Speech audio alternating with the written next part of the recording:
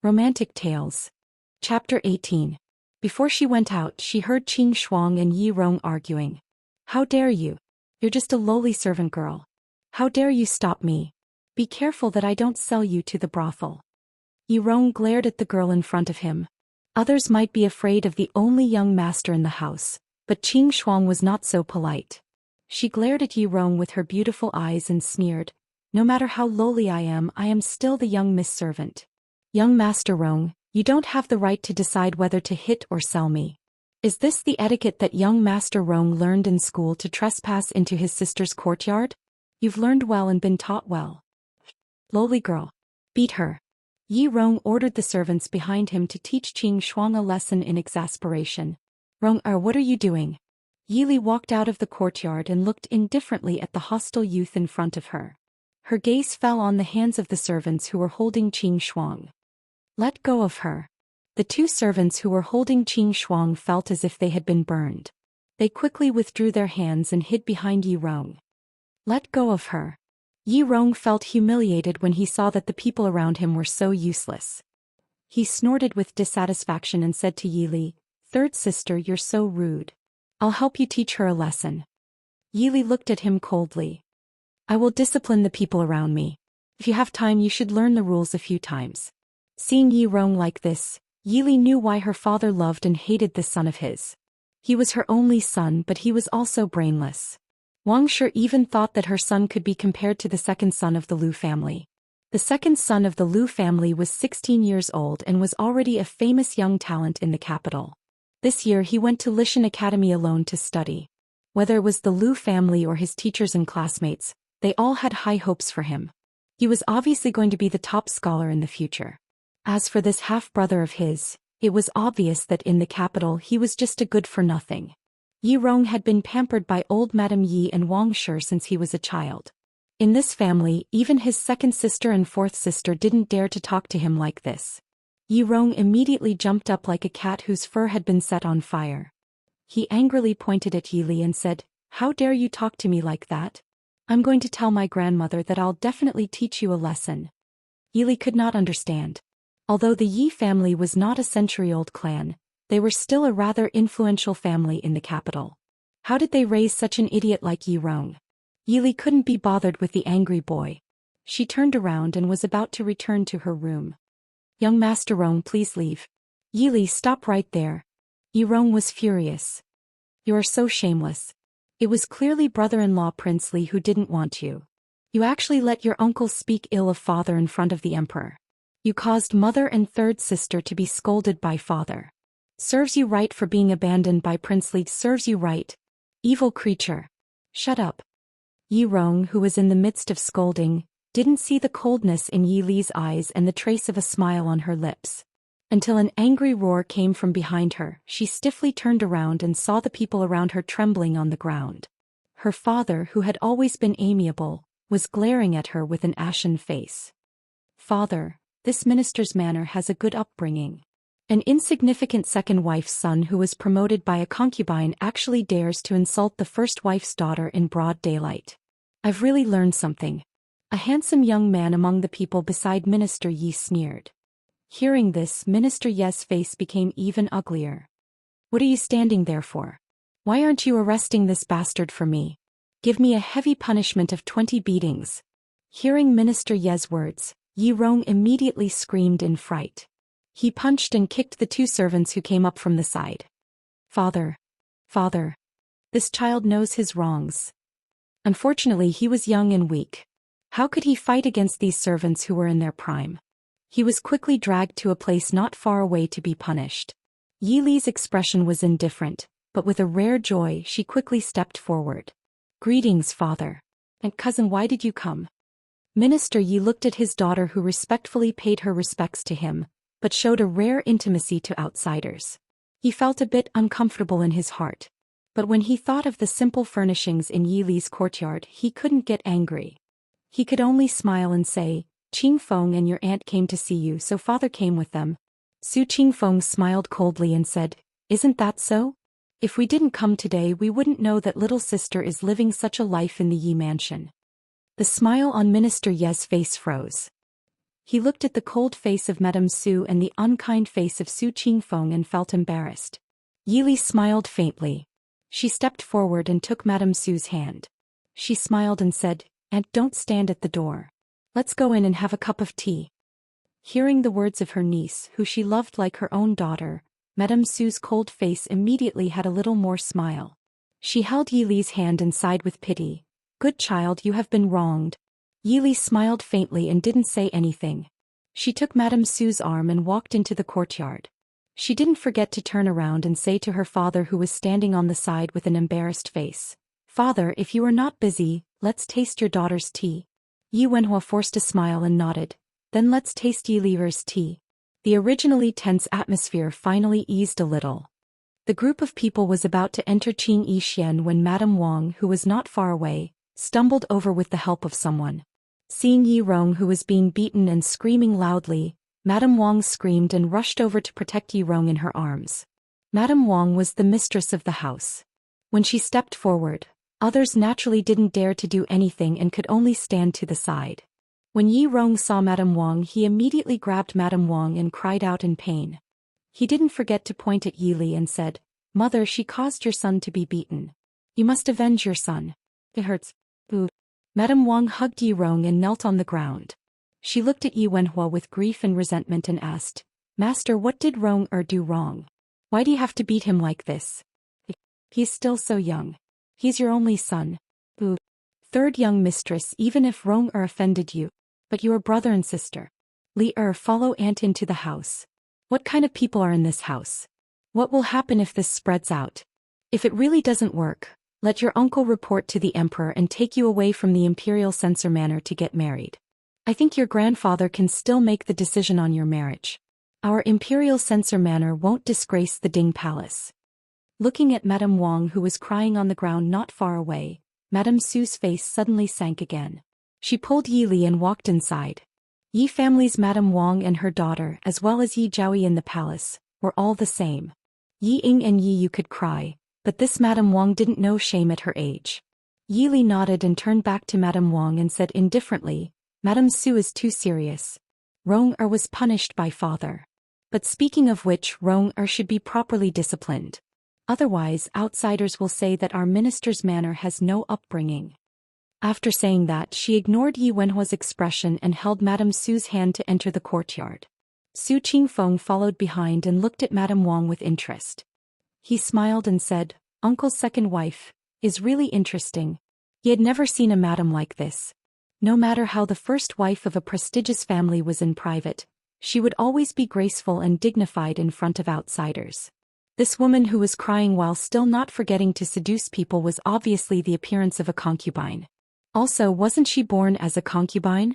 After saying that, he turned around and followed his mother and cousin, leaving the minister, whose face was as black as ink, to deal with the situation outside. Chapter 19. In the elegant and quiet reception hall, Yi Li served tea that she had personally brewed for her aunt and cousin, who were still angry. Lady Su took a sip of the tea and felt her anger subside a bit. She looked helplessly at Yi Li and said, "Look at your temper. Even a concubine-born son of your second wife dares to bully you." Yi Li didn't mind. She smiled calmly at her protective aunt and said, "In the end, she is the mistress of the Yi family and the birth mother of Zhaoyi in the palace. Moreover, Li didn't suffer any losses. Don't you think so, aunt?" Su Qingfeng frowned and said, "Today we are here. Your father can't punish him in front of outsiders. Normally, how could it be so easy? Don't think that he didn't know that a mere 20 beatings had been delayed until Wang Shi arrived. The beatings that fell on Yi Rong's body were just a few moderate beatings. If it wasn't for Yi Wenhua's instructions, how could the servants have the guts to overtly obey?" Yi Li raised her eyebrows and said with a smile, "I've made cousin, uncle and aunt worry. In the end, he is father's only son. How could he not be biased? But Li isn't someone to be trifled with. If he really offended me, how could I let him off so easily?" In Yi Li's eyes, Yi Rong was just a spoiled child that no one liked. It would be boring to argue with him too much. Thinking of a certain someone who had been plagued with bad luck recently, Su Qingfeng couldn't help but laugh. But he still couldn't help but remind his cousin to be careful. Lady Su handed a sealed letter to Yi Li. Yi Li held the letter that was obviously not thin. Her heart warmed. She raised her head and saw Lady Sue's gentle and loving eyes. Yilei's heart ached, Aunt. Ever since her mother passed away, if it wasn't for her uncle and aunt taking care of her, she wouldn't have been able to live so freely these years. Without waiting for her to express her gratitude, Madame Sue reached out to hold her hand and said with a smile, "Silly child, no matter what, you are still the blood of the Sue family, aren't you? Your uncle only has one sister, your mother, in his entire life. What trouble would it take to do all this?" And Yili lowered her eyes, not wanting Madame Sue to see the tears in her eyes. Su Qingfeng saw that the atmosphere was somewhat melancholic and hurriedly said with a smile, "What mother said is right. Our Su family only has Lier, this one daughter, in this generation. When Lier got married, eldest uncle, eldest brother, second brother, fourth brother, and fifth brother would all come to the capital. If it weren't for the fact that Grandpa wasn't feeling well this year and the doctor didn't allow him to travel far, he would have wanted to come too." Yili hurriedly suppressed the churning thoughts in her heart. Grandfather's health is not good? Then first uncle and the others. Don't worry. Grandpa is old, so it's natural for him to have some minor illnesses. The climate in the capital isn't as good as Yunzhou's. As for eldest brother and the others, they were originally going to come to the capital to prepare for next year's spring examination. They're just coming to the capital a few months earlier because of your wedding. Afraid that Yili would think too much, Su Qingfeng hurriedly comforted her. Yili held back her laughter. It was only the end of March. There was still nearly a year until next year's spring examination. It was a bit too early to bring it forward. Understanding that her cousin wanted to comfort her, Yili followed his words and changed the topic. She asked curiously, "Second cousin, fourth cousin, and fifth brother are all going to participate in the spring examination?" In this generation of the Su family, the second oldest Su Qingze was 19 this year. The 16th oldest Su Qingbai and the 13th oldest Su Qingyan. As for the oldest Su Qingchen, he was 22 this year. When he was 14 years old, he had already obtained the title of top scholar. He had become the youngest top scholar since the founding of Dechu State. However, Su Qingchen didn't like the gossip of officialdom. At the age of 15, he resigned from his position and went to study. At the age of 20, he became the youngest teacher in Lishan Academy. It wouldn't be an exaggeration to say that this older cousin of hers was absolutely stunning. Although Yili had only seen him a few times a few years ago, she had a very deep impression of this older cousin of hers. However, with the three sons of the Su family participating in the examination at the same time, with the Su family's ability, the chances of them failing were very low. Wouldn't it be too conspicuous? Su Qingfeng shrugged and said, "It was originally second brother and fourth brother. Fifth brother wanted to come himself. It's said that he wants to surpass eldest brother's title of top scholar when he was 14 years old. Eldest brother was born in February. He was born in September. If he really did become the top scholar, he would surpass eldest brother.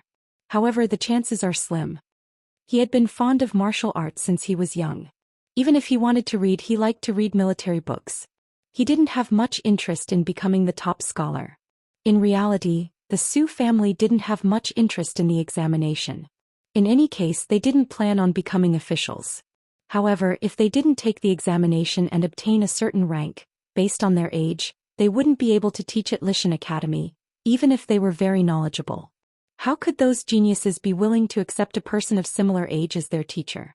Lady Su also smiled and said, "Actually, the only one who really wants to take the examination is Qingze. Qingbai and Qingyan are just taking the opportunity to join in on the fun." "Second brother, are you planning on staying in the capital?" Yili asked. Su Qingfeng smiled and praised, "Li'er is still the smart one. However, if second brother stays in the capital, your older cousin will have to go on a long journey." Seeing Su Qingfeng in high spirits, Yili's heart skipped a beat and said happily, "Could it be that second uncle has agreed to older cousin's request?" Lady Su helplessly nodded her head in relief and said, "Isn't that so? This brat finally got what he wanted. Your uncle is planning on letting him temper himself in the army." In reality, the imperial censor's thoughts were very complicated. On one hand, he hoped that his son wouldn't be able to endure the training in the army and obediently return home to inherit the traditions of the Su family. However, if Su Qingfeng really dared to come back after a few months, he was afraid that he wouldn't be able to avoid a good fight. "Then congratulations, older cousin," Yili said with a smile. Second uncle had always disapproved of older cousin joining the army. Now that he finally relented, it was no wonder that Su Qingfeng was so happy. Thanks to Li Er's auspicious words. When older cousin becomes a great general, if that Prince Ding dares to bully you, older cousin will take revenge for you. Yi Li's face darkened. Even a great general wasn't enough to contend against the only hereditary prince of the Dechu state. Moreover, by the time he went from a small soldier to a great general, it would be too late. Even after Yi Li personally sent older cousin and aunt away, Minister Yi didn't appear again. Madame Su clearly no longer had any hope for the Yi family's etiquette and rules. In any case, if it wasn't for Yi Li, this niece, the Yi family that caused her daughter to die of depression would have nothing to do with the Su family. Yi Li didn't get angry. When she turned to return to Qing Yixian, she glanced at Wang Shi's Fangyi courtyard indifferently. A rare sneer appeared on her lips. Was Wang Shi trying to show her who was the boss? Third elder sister. Before she entered Qing Yixian, Ying walked over unsteadily, holding the hand of a servant girl. Yi Li stopped and calmly sized up the number one beauty in front of her. It seemed that nothing had happened these past few days, but in reality Yi Ying's life wasn't easy either. Her usually delicate and beautiful little face was pale and haggard. Her watery eyes that looked at Yi Li also had a bit of hidden bitterness and moisture. For no reason Yi Li couldn't help but tremble. Two dimples are born in a state of distress, a delicate attack of illness. Glistening with tears, slightly panting. Yi Li suddenly thought of the sentence describing an otherworldly beauty in the masterpiece Dream of the Red Chamber. Unfortunately, when she looked at that pair of watery eyes that occasionally flashed with a glimmer of light, where was the nobleness and purity of fairy Jiangzhu? Chapter 20. Fourth sister, what's wrong? Yi Li asked softly. Why aren't you resting in your room if you're not feeling well? Thank you for your concern, third sister. Immerse is fine. Yi Ying said softly, but her resentful and aggrieved appearance did not seem like she was fine. Yi Li nodded with understanding. Since it's nothing, fourth sister can take a walk. Third sister will go back first. Third sister. Seeing Yi Li turn to leave without hesitation, Yi Ying's eyes flashed with a trace of anger, but it quickly disappeared. Biting her red lips, she looked at Yi Li and said, just wanted to ask third sister, did you receive the invitation to the 100-Flower Festival? Yi Li nodded. She had received the invitation yesterday morning. The 100-Flower Festival was set to be held in the capital's largest peony park in 7 days. Seeing Yi Ying's appearance, Yi Li's mind turned. She finally understood why Yi Ying had stopped her. Fourth sister hasn't received the invitation yet? Yi Ying shook her head sadly, but her heart was full of resentment towards Yi Li. If it wasn't for her uncle impeaching her father in court, as the legitimate daughter of the Minister of Revenue, how could the future princess consort Li not have an invitation to the White Flower Festival? Third sister, are not going this year? Yi Li laughed involuntarily. Yi Ying wasn't planning on going to Peony Park with her invitation, was she? But it made sense. She was the future princess consort Li. Even if someone recognized that the name on the invitation was not hers, no one would dare to chase her away. I'm much better this year. Of course I'm going.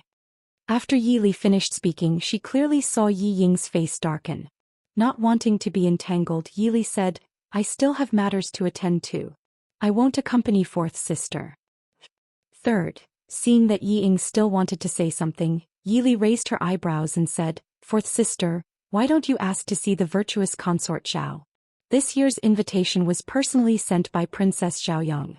If I don't go, won't Princess Xiaoyang think that our Yi family is not giving her face? Hearing this, Yi Ying finally suppressed the words she wanted to say. Xiaoyang Grand Princess was the elder sister of the current emperor and the only daughter of the late Emperor Yuan Empress. However, she was famous for her bad temper. Sometimes she would not give face to the Empress or even the Empress Dowager. Yi Ying did not dare to make trouble in front of her. She still hadn't received an invitation. It was clear that Xiaoyang eldest princess was dissatisfied with her. Third miss, fourth miss, old madam invites the two of you to go to Ronglutang. Yi Li was about to go back to her room when old Madame Ye's mama came to pass the message. Today when Madame Su came to visit, old Madame Yi directly said that she was not feeling well and did not even send someone to check on her. Yi Li naturally knew that old Madame Yi was dissatisfied with the Su family's behavior these days. She nodded indifferently and said, I know. Thank you for your trouble. The mama repeatedly said that she didn't dare and turned back to Rong Hall. In Rong Lutang, old Madame Yi narrowed her turbid eyes and looked at her two granddaughters who came in side by side. Ying was doted on since she was young. Not only was she intelligent and gentle, but she was also a national beauty. Whether it was old Madame Yi or Minister Yi, they all had high hopes for her. If Yi Yu had not entered the palace as Zhao Yi, Ying would have entered the palace as well. Now that she could marry the emperor's younger brother, Prince Li, as the princess, it would naturally make the Yi family even more powerful. Yi Li was originally the most honorable daughter of the first wife of the Yi family. Old Madame Yi always had a small knot in her heart with the original Su. Ever since Su passed away, she did not pay much attention to this granddaughter. Now that she looked at her carefully, she found that she was not worse than Yi Ying. She even had the magnanimity and calmness of a scholarly family. Old Madame Yi knew that this was inherited from her mother, who came from the century-old Su family. This was also the reason why old Madame Yi did not like Yi Li and Su. Grandmother. Yi Li and Yi Ying greeted her in unison. Old Madame Yi asked the two of them to sit beside her with a loving expression. She asked gently, "It will be the 100-Flower Festival in a few days. Has your mother prepared everything for you?" Yi Ying lowered her head with a sad expression. Granddaughter did not receive the 100-flower invitation. What mother prepared is not needed. Yi Li raised her eyebrows and asked confusedly, "Grandmother, what do we need to prepare for the 100-Flower Festival?" Hearing this, old Madame Ye's eyes flashed. She looked thoughtfully at Yi Li's expression. "It's nothing. A girl should always dress up beautifully before going out. Later, let your mother make some new clothes and accessories for you." Yi Li calmly allowed her to look at her. Wang did not prepare anything for her. He did not even mention it. It could be foreseen that if she wore her usual clothes on the day of the 100-Flower Festival, she would definitely be laughed at and embarrassed. "Thank you, grandmother, for your advice. Li understands." Yi Li showed a trace of joy. It was appropriate to show a girl's love and joy for new clothes and accessories. Old Madame Yi nodded and did not say anything else.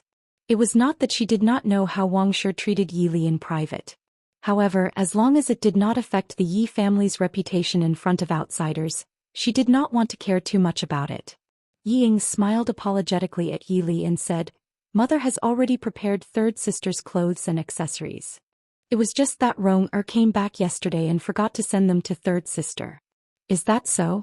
The 100-Flower Festival is still a few days away. There's no need to rush." Yi Li smiled faintly. Finally, the topic was brought to Yi Rong.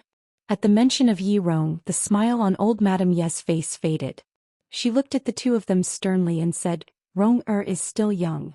If there's anything wrong with her, you two should teach her well as her elder sister.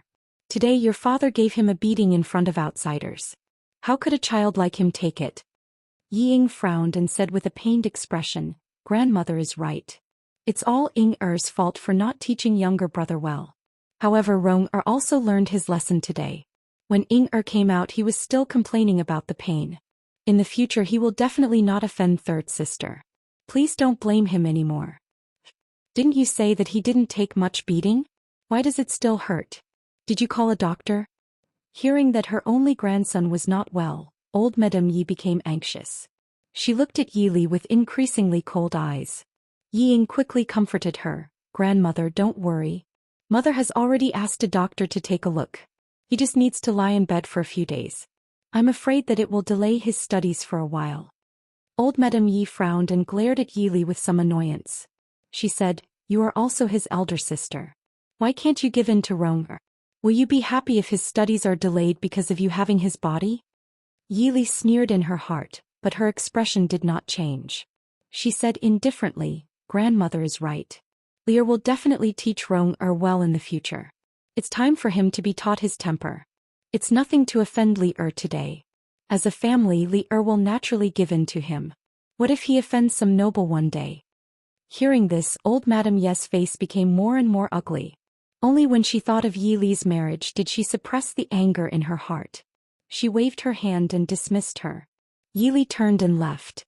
She heard Yi Ying's sweet voice saying that her elder sister and Prince Li were there.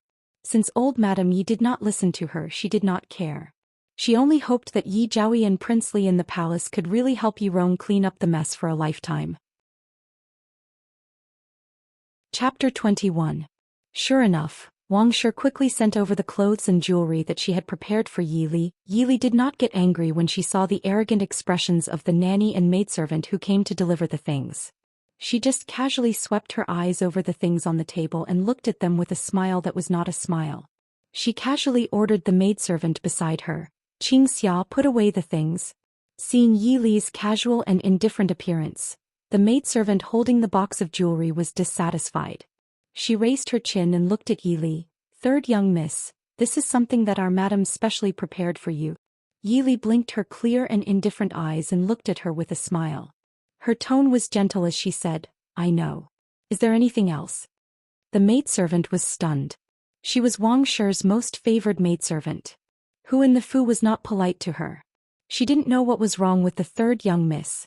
Although she sounded very polite when speaking to her, it was especially grating when it entered her ears.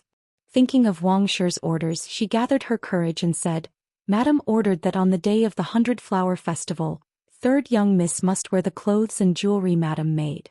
Otherwise, people would think that the young miss of the minister's Fu does not have any new clothes. Must? Yi Li half leaned against the back of the chair, her right hand lazily supporting her chin. She looked indifferently at the arrogant maidservant in front of her. You're called Cui Zhu? Replying to third young miss, this servant is Cui Zhu. For some reason, the maidservant called Cui Zhu suddenly felt a chill run down her spine. Looking at the lazy but elegant young girl in front of her, she said with some unease. Are you sure? Madam told you that I must wear these clothes? Yi Li asked indifferently. Cui Zhu hesitated for a moment but still firmly replied, yes. This is something Madam specially prepared for third young miss. Does third young miss want to go against Madam's painstaking efforts? Yi Li looked at the pretty but arrogant maidservant in front of her and suddenly smiled. She reached out her slender fingers and picked up a piece of cloth from the box on the table. She casually said, this kind of goods. Will it be better than wearing old clothes? The clothes in the brocade box were indeed new clothes, and they were made of expensive cloud brocade. However, with the magnificent colors and rigid style, if she really wore it, others would think that she wasn't going to attend a gathering of noble maidens in the capital, but that she couldn't wait to get married. Did Wang Shi really think that she didn't know anything just because she didn't attend gatherings all these years? This kind of bright red color and complicated intertwining patterns would only make Zhao Yang, eldest princess, who was hosting the banquet, unhappy. It would also make the noble ladies of the capital look down on her. Third miss. How dare you? Cui Zhu's eyes widened. She didn't expect the silent third miss to say such bold words. The people who came with her also looked shocked and dissatisfied. Since it was specially prepared by Madam, you can take these back to fourth sister. She told her to use these if she could go so as not to waste the Madam's good intentions. As for me, I think the Madam doesn't know what I like, so you don't need to worry about it. Yi Li said indifferently as she put the clothes back into the box. Cui Zhu's face flashed a trace of anger. She reluctantly squeezed out a smile and said, the Madam has already prepared it for fourth Mississippi. This is for third Mississippi. Mississippi. Qing Shuang, who was standing behind Yi Li, laughed and said, Miss, since the Madam has prepared it, it's not good for you to refuse. If you don't like it, it's better to give it to this servant. Yi Li looked back at Qing Shuang and nodded with a smile. Have I treated you badly? Fine, you guys can pick whatever you like. Qing Shuang didn't refuse.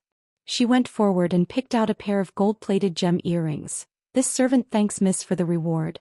The other maidservants were not as bold as Qing Shuang. Looking at the gem earrings in Qing Shuang's hand, they showed envy and hesitation. Cui Zhu didn't expect that the third miss would dare to give the things prepared by the Madam to a maidservant in front of her. Her face became ugly. At the same time, she was jealous that Qing Shuang had such a generous master like the third Mississippi.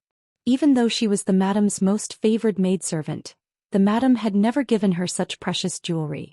Qing Shuang looked at the maidservant's expressions.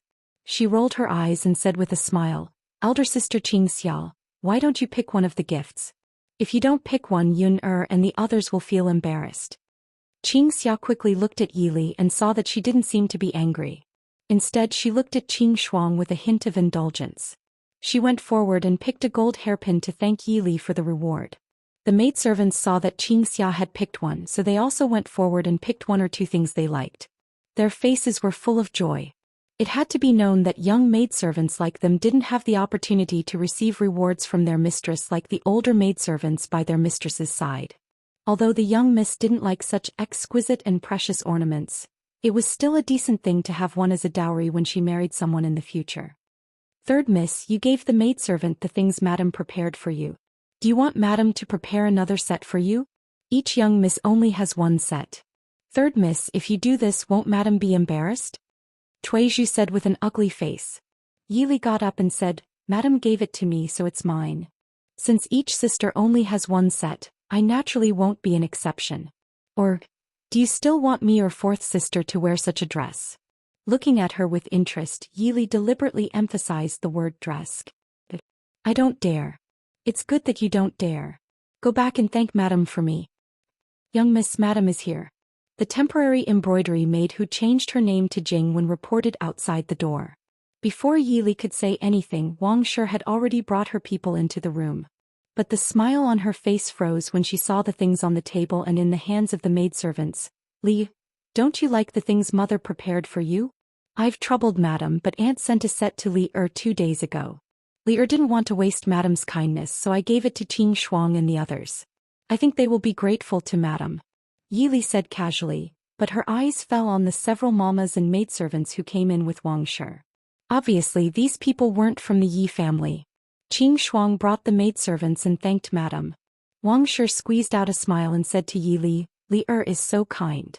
These are the mamas in charge of the Ding Palace. Li please meet them. Without waiting for Yi Li to go forward, the mamas in charge came forward with a serious face and bowed to Yi Li. This old servant greets 3rd Mississippi. This old servant is the mamas in charge of the prince's affairs. My husband's surname is Sunday. Under the order of the prince, I've sent some things to 3rd Mississippi. Please accept it. The mama stretched out her hand, and 2 mamas and 2 maidservants came forward with the brocade box to greet Yi Li. Greetings to 3rd Mississippi. Qing Shuang and Qing Xia quickly went forward to help Sun Mamas up. Yi Li smiled and nodded as if she didn't see Sun Mamas' obscure gaze. She smiled and said, I've troubled Sun Mamas. Please thank the prince for me. Chapter 22. Nanny Sun's shrewd old eyes glanced at the things on the table. She also saw Wang Shi's expression. A trace of satisfaction flashed in her eyes, and a smile appeared on her serious face. She bowed to Yi Li and said, In that case I will leave first. Yi Li nodded and said to Qing Shuang, send Nanny Sun out for me. Qing Shuang responded. Yun and the other maidservants came forward to take the things. Qing Shuang personally led Nanny Sun and the others out. Ding Palace, I know. You can leave. In the quiet and somewhat lonely water pavilion, the man in cyan looked at the lake outside the window and said indifferently. A trace of helplessness flashed across Nanny Sun's face because of her seriousness and harshness. She looked at the lonely figure in front of her and wanted to say something but stopped. In the end, she did not say anything and left sadly. It seems that Nanny Sun has a good impression of 3rd Miss Yi. It is not easy to make Nanny Sun speak for her. On the other side, Feng Jiao was still wearing flamboyant and gorgeous clothes. He smiled lazily at his close friend in front of him. Mo Shuyao turned to look at him. His eyes were calm and gentle. So what? Feng Jiao sat up and stared at him. Even his lazy voice rose a lot. Yao, 3rd Miss Yi is your future wife. She will spend the rest of her life with you. Are you really not going to see her? If she is really as good as you say, do you think I will marry her smoothly? Don't forget that she has the Su family behind her. Mo Shuyao said calmly. What do you mean? Feng Jiao frowned. Could it be that he was up to something? Mo Shuyao looked down and quietly looked at the hand on the wheelchair armrest. On the day Prince Li's mansion sent the betrothal gifts, old concubine Xianzhao specially summoned Yi Li. Feng Jiao curled his lips disdainfully. Will Mo Jingli regret it? So what if he regretted it? Does he really think that the Ding royal residence and the Su family are playthings that he can manipulate at will? Mo Shuyao's deep and gentle eyes flashed with a hint of coldness. Mo Jingli was the one who broke off the engagement first. Back then, There was a reason why the late emperor betrothed Yili to Emo Jingli. When Yili was born, Yi Wenhua was just a nobleman of the third rank. How could the late emperor choose such a poor concubine for his favorite prince? Naturally, it was for Yili's grandfather, the Su family. It was a pity that the Su family had gradually withdrawn from the imperial court over the years, causing most people in and out of the imperial palace to forget how influential the Su family was. If that's the case, why would the emperor only give third young Miss Yi to you? If third young Mistress Yi is really a woman without talent, appearance, or virtue and has had her marriage annulled, why wouldn't the emperor only give her to me? Emo Shuyao asked indifferently. Feng Zhiyao shrugged indifferently. In any case, the brains of the imperial family's people weren't normal. Then do you want to go to Peony Park or not? Do you want to see your fiancé? Emo Shuyao turned his head and looked at the lake silently. Feng Zhiyao saw this and secretly nodded his head. Ever since that incident, Yao had become more and more awkward. Yili felt a headache as she looked at the table full of things in front of her. The large table was divided into two sides, with a set of clothes and corresponding accessories on each side. On the left side was a set of clothes with a white background and blue flowers. On the snow-like clothes there were light blue butterflies dancing. The sunlight outside the window shone on the clothes, making people vaguely see butterflies flapping their wings. Jing-er and Tian'er carefully held the clothes. Tian'er, who was the youngest, said in surprise, "The butterflies aren't embroidered. So beautiful." Qingxia smiled and said, "This is Keisai silk. It's very expensive. Generally, Keisai silk is extremely gorgeous. Something as simple and elegant as young mistresses is actually even rarer. Also, this silk thread seems to be very unusual." The clothes were as light as a feather in her hands, but they didn't look flimsy at all. Obviously, they weren't made of ordinary material. Qing Shuang looked curiously to the left and then to the right. She tilted her head and looked at Yili. "The clothes from Aunt and Prince are very beautiful. Which one would young mistress like to wear?" Yili looked at the snow-blue butterfly silk dress her aunt had sent over. Then her eyes fell on the brocade box on the right. The box was light blue cloud satin embroidered with a subtle but delicate silver peony pattern. The sleeves and hem of the dress were faintly outlined with an elegant cloud pattern. It was simple and low-key, but at a glance, it made people feel incomparable elegance and comfort. "I'll take this one. Help me keep the one that Aunt sent. I'll wear this on Uncle's birthday next month." Yili quickly made a decision. It was necessary to spend some effort on the clothes, but it wasn't necessary to waste too much time. The maidservants hurriedly and carefully put away the white with a blue butterfly dress. They then took out the set of clothes sent by the Ding King's Fu and helped Yili change. After a moment, Yili walked out from behind the screen amidst the maidservants' exclamations. The light blue color was suitable for Yili's quiet and elegant temperament, and the delicate silver thread pattern on it made the simple style of the dress not appear monotonous. A kind of low-key luxury Yili lightly praised in her heart. Even though the Ding King's Fu was not as good as before, the gifts sent out were still extraordinary. "This is the cloud water satin?" Jingwen, who had been standing at the side, exclaimed. Qingxia's expression was also a little shocked. The mandarin duck brocade, cloud water satin, and hibiscus muslin were known as the three treasures of Nanzhao. They were one of the most precious specialties of Nanzhao. And they were not items that were used for trade between the two countries. They were only given as gifts between the two countries every year. As the head of the three treasures, the cloud water satin would not exceed 10 bolts even in the palace every year. Yili smiled and glanced at Jingwen. "You have good eyesight." Jingwen's expression changed slightly and she forced a smile. "This servant has seen it once at 4th Young Miss Place. It was given to 4th Young Miss by Zhao Yingyang." She had indeed seen it at 4th Young Miss Place. However, it was not a piece of clothing but a piece of silk. Although the cloud water satin was called satin, it was different from the luxurious and heavy satin of ordinary satin. Instead, it was soft and elegant. If one didn't look at the hidden gorgeous pattern closely, one wouldn't be able to tell that it was cloud water satin. 4th Young Miss was given a cloud water satin by Yi Zhaoyi last year. However, it was not enough to make clothes. Ying was also reluctant to part with it and had people carefully put it away. Ever since that day, Jingwen acted on her own initiative and introduced the past into Qing Yixian without any notice. Although Yili did not say anything, Jingwen had been very careful for fear that third young miss would find an excuse to punish her. But she didn't expect that this moment of surprise would attract Yi Li's attention. Yi Li nodded and no longer paid attention to the somewhat nervous Jingwen. She turned and sat in front of the bronze mirror. Qing Xia and Qing Shuang held the ornaments sent by the Ding King's Fu and chose suitable ones to do her hair. Jingwen stood quietly in a corner and looked at the servants who were busy in an orderly manner. She was somewhat embarrassed and unwilling. Her gaze fell on the ornament box that was casually placed on the table. She quickly lowered her head and didn't dare to look again.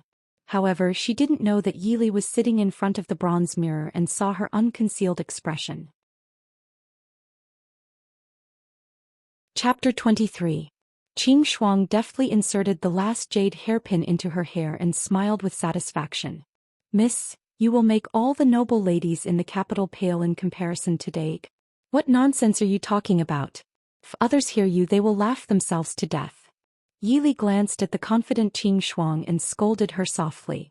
Qing Shuang winked playfully and smiled.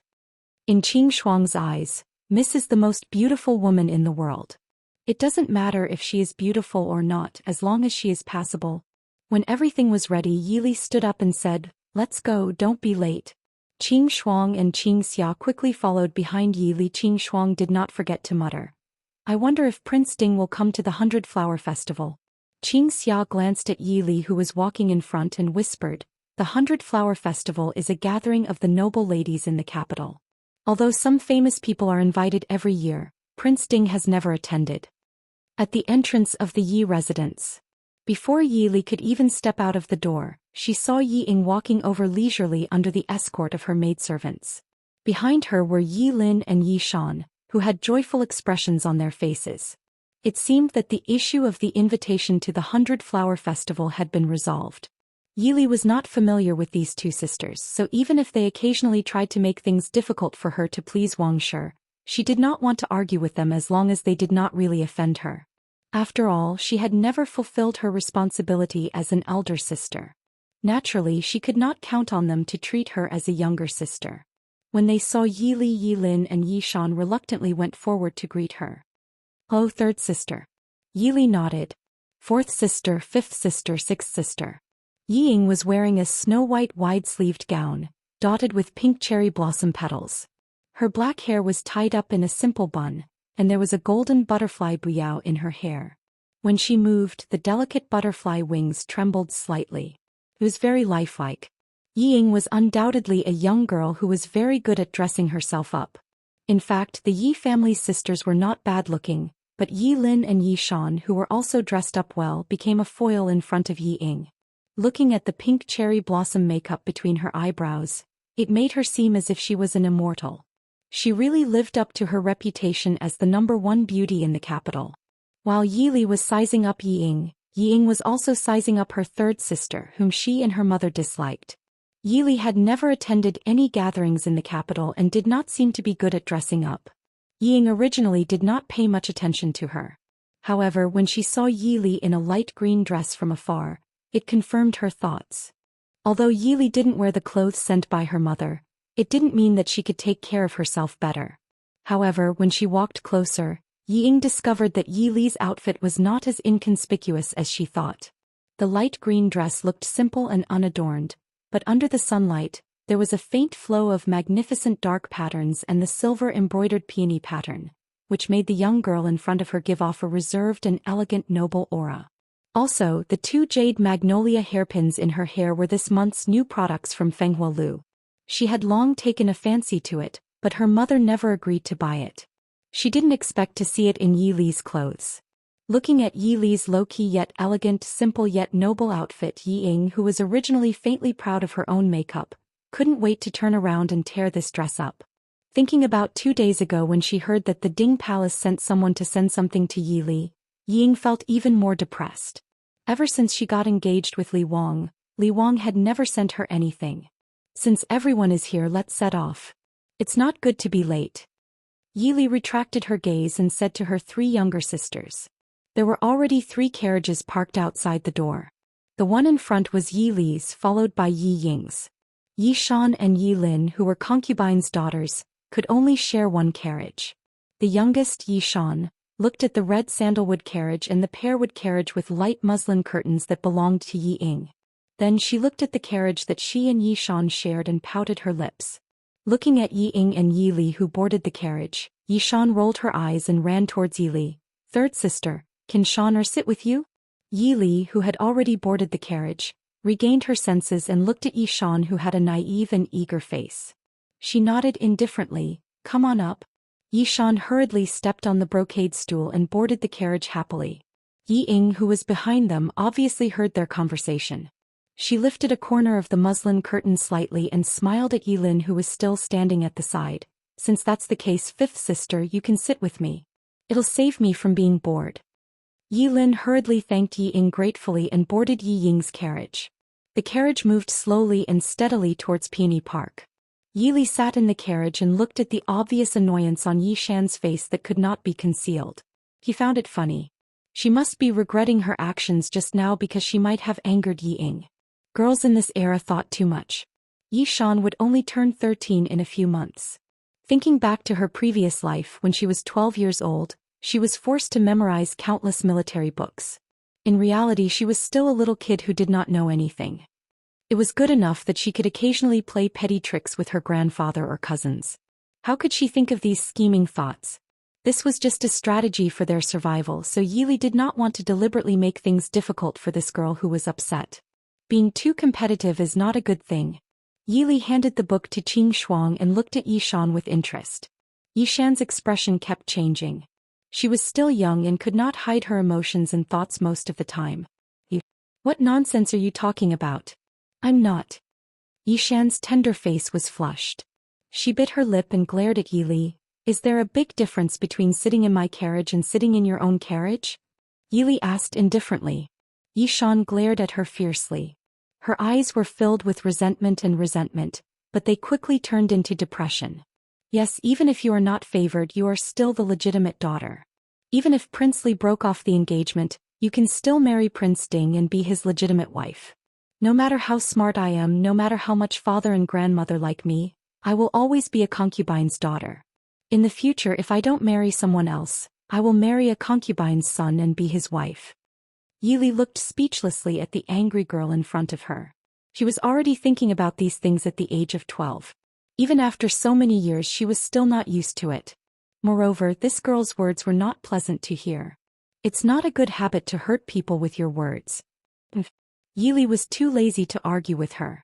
It was only when they were about to reach their destination that she muttered to herself, "If one's identity can't be changed, then it's better to live a better life than to ask for things that you can't achieve." Yi Shan was stunned. It took her a while to react. She glared at Yi Li angrily and said, "Are you warning me not to dream of good things?" Yi Li felt choked. After a while she said, "I'm saying that you are still young. You can think about it slowly. Also, it seems that we should get off the carriage." Chapter 24. Yi Li shrugged her shoulders in amusement when she saw Yi Shan rushing to get off the carriage with a sullen face. Qing Shuang said with a gloomy face, "Miss, why do you care about sixth miss? She always makes fun of you. You really don't know how to appreciate kindness." Yi Li patted her hand and lifted the curtain. She smiled and said, "She's still a child. Everyone has their own means of survival. As long as she doesn't really harm me, why would I care about a child?"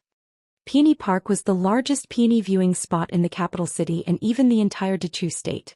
Every year, people from all over the country and even other countries would travel thousands of miles just to enjoy the beauty of peonies. April was the season of peonies. One could smell the faint fragrance of flowers in the air from afar. The minister's mansion had become famous in the capital city recently. One daughter was conferred the title of Jiaoyi and was pregnant with the emperor's child. Two daughters were the future Princess Li and Princess Ding. So when the carriage arrived at the gate, it attracted a lot of attention. While people were admiring the beauty of the most beautiful woman in the capital city, they were more sympathetic. They looked at the carriage in front of them. So when Yi Shan came out of the carriage, the people who pretended to be watching inadvertently were stunned. When they came back to their senses, they saw a pretty girl dressed as a maid coming out of the carriage. Then they lifted the curtain and saw a quiet girl with a beautiful face coming out of the carriage. Was this the future Princess Ding? They didn't know whether to be surprised or disappointed. This third Miss Yi was obviously not as ugly and clumsy as they had imagined. Her calm and elegant demeanor showed that she had received a very good upbringing. This made people think of the third Miss Ye's maternal ancestors, the century-old Su family that was passed down through generations of scholars. Looking at fourth Miss Yi, who was as delicate and helpless as a fairy, it was obvious that third Miss Yi was more suitable to be the mistress of the family because she was beautiful, graceful, and dignified. Maybe it was because of jealousy of Yi Ying. Many of the girls present had a trace of doubt about the taste of Prince Li, whom they admired. At the same time, they were a little more sure of themselves. Sure enough, the peony park was filled with blooming flowers and colorful butterflies, and the young girls who were reluctant to part with it added a bit of brilliance to this beauty. The young girls were walking in groups of 2s and 3s with their close friends. They were laughing and talking in low voices. It was a scene of prosperity and peace. When Yi Li and her group arrived at the venue in the center of Peony Park, many people had already arrived. Some of the girls were playing the zither, some were playing chess, some were painting, and some were writing poems. The maids of the princess residence shuttled back and forth, perfectly serving these noble ladies. As soon as Yi Ying approached, someone immediately greeted her. A few girls of the same age came up to greet her. Obviously they had a good relationship with Yi Ying. The others also smiled and welcomed Yi Ying. You're finally here. We haven't seen each other for a long time, ever since you got engaged to His Highness King Li. A young girl dressed in colorful clothes happily pulled Yi Ying's arm and smiled. Yi Ying smiled, her beautiful face blushing. Mother asked me to stay at home. I miss everyone too. After everyone was busy congratulating Yi Ying, the young girl dressed in colorful clothes asked, This is third Miss Yi? I am Yi Li. Greetings, ladies. Yi Li smiled. The young girls exchanged glances. They only felt that third Miss Yi was not as bad as the rumors said.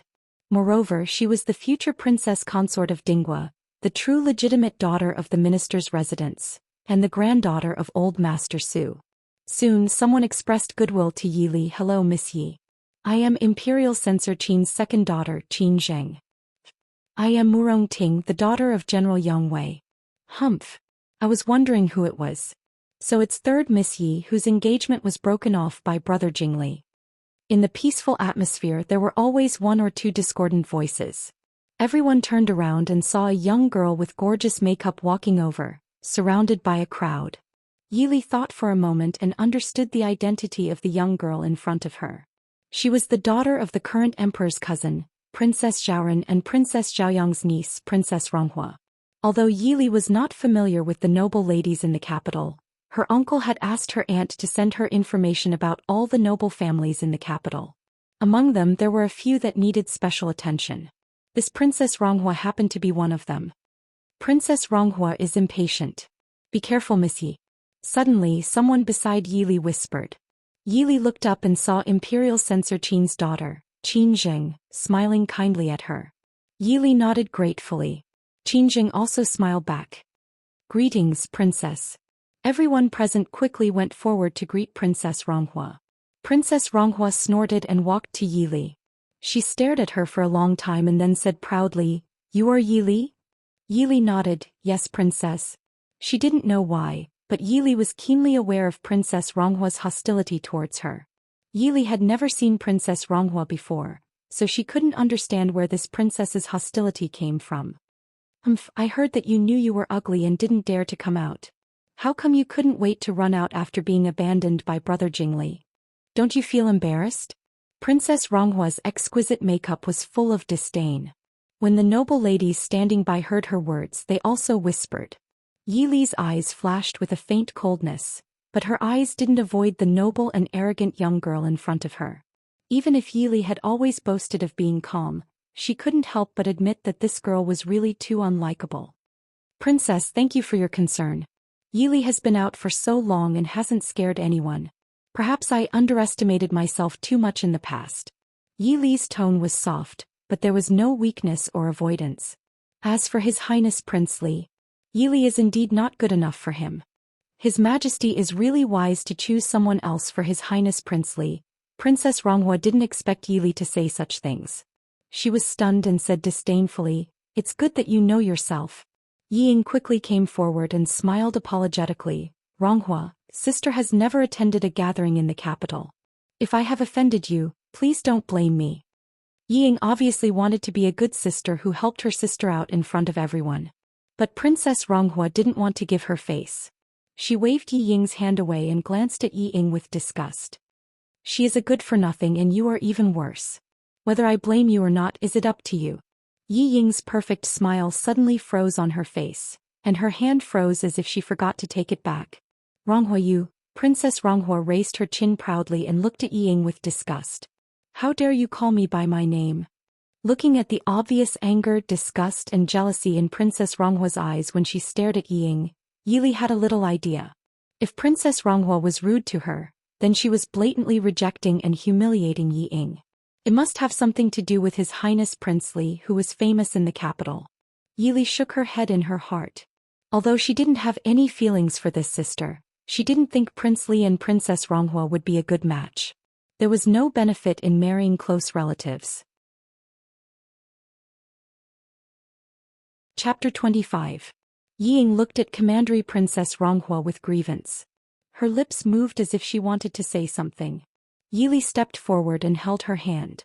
She looked back at Commandery Princess Ronghua and said, I heard that you have a good relationship with my sister. My sister offended you just now. As her elder sister, I was negligent in teaching her. Please forgive her. Commandery Princess Ronghua raised her eyebrows. Aren't you afraid that I will punish you? Or do you want to humiliate yourself like Yi Ying? Yili smiled. Commandery Princess, you are graceful and magnanimous. You won't be angry over such a trivial matter. When I go back, Yili will tell my father and mother. Then I will go to the princess's mansion to ask for forgiveness. So don't make trouble now. Commandery Princess Ronghua stared at Yili for a long time and said thoughtfully, You are better than Yi Ying. Brother Jingli doesn't have good taste. Obviously feeling Yi Ying's stiff wrist, Yili couldn't help but feel speechless. Commandery Princess Ronghua, will you die if you don't provoke me? Commandery Princess, you are flattering me. Prince Li's taste and reputation have always been praised. Finally, Commandery Princess Ronghua snorted heavily and left with a large group of people. She left behind a sympathetic and worried look. It was not a good thing to offend this spoiled princess. Fourth sister, are you okay? Seeing Commandery Princess Ronghua go away, Yi Shan and Yi Lin hurried to ask with concern. Several other girls who had a good relationship with Yi Ying also surrounded Yi Ying. Yi Ying had offended the princess's mansion and Commandery Princess Ronghua. Don't forget that she was the future Princess Li. Prince Li was deeply favored by the Emperor and the Empress Dowager. Princess Li's status was much higher than Commandery Princess Ronghua's. Commandery Princess Ronghua has a bad temper. Don't mind her. A soft and elegant voice whispered to Yi Li. Yi Li raised her head and looked at the scholarly lady in front of her. She smiled calmly and said, I'm fine. Thank you for your reminder, Miss Qin. Qin Jing also smiled generously and said, You're welcome. My mother and Madame Su are good friends. Madame Su often mentions you. I've wanted to meet you for a long time, but unfortunately, you rarely attend gatherings, so I never got the chance to meet you. Yi Li remembered that Miss Qin's father, Imperial Censor Qin, seemed to be a disciple of her maternal grandfather, Sir Qin Yun. Most importantly, Qin Zheng and her second cousin Su Qingze seemed to be engaged before they were born. No wonder cousin said that second cousin was going to stay in the capital for a long time. Second cousin was already 19 years old, so it was time for him to get married. Thinking of this, Yi Li's smile became more sincere. Just call me by my name. I didn't like to go out in the past. Fortunately, I didn't miss out on a good friend like you. But, we'll get to know each other better in the future, right? Qin Jing clearly understood what she was referring to. She blushed and glared at her.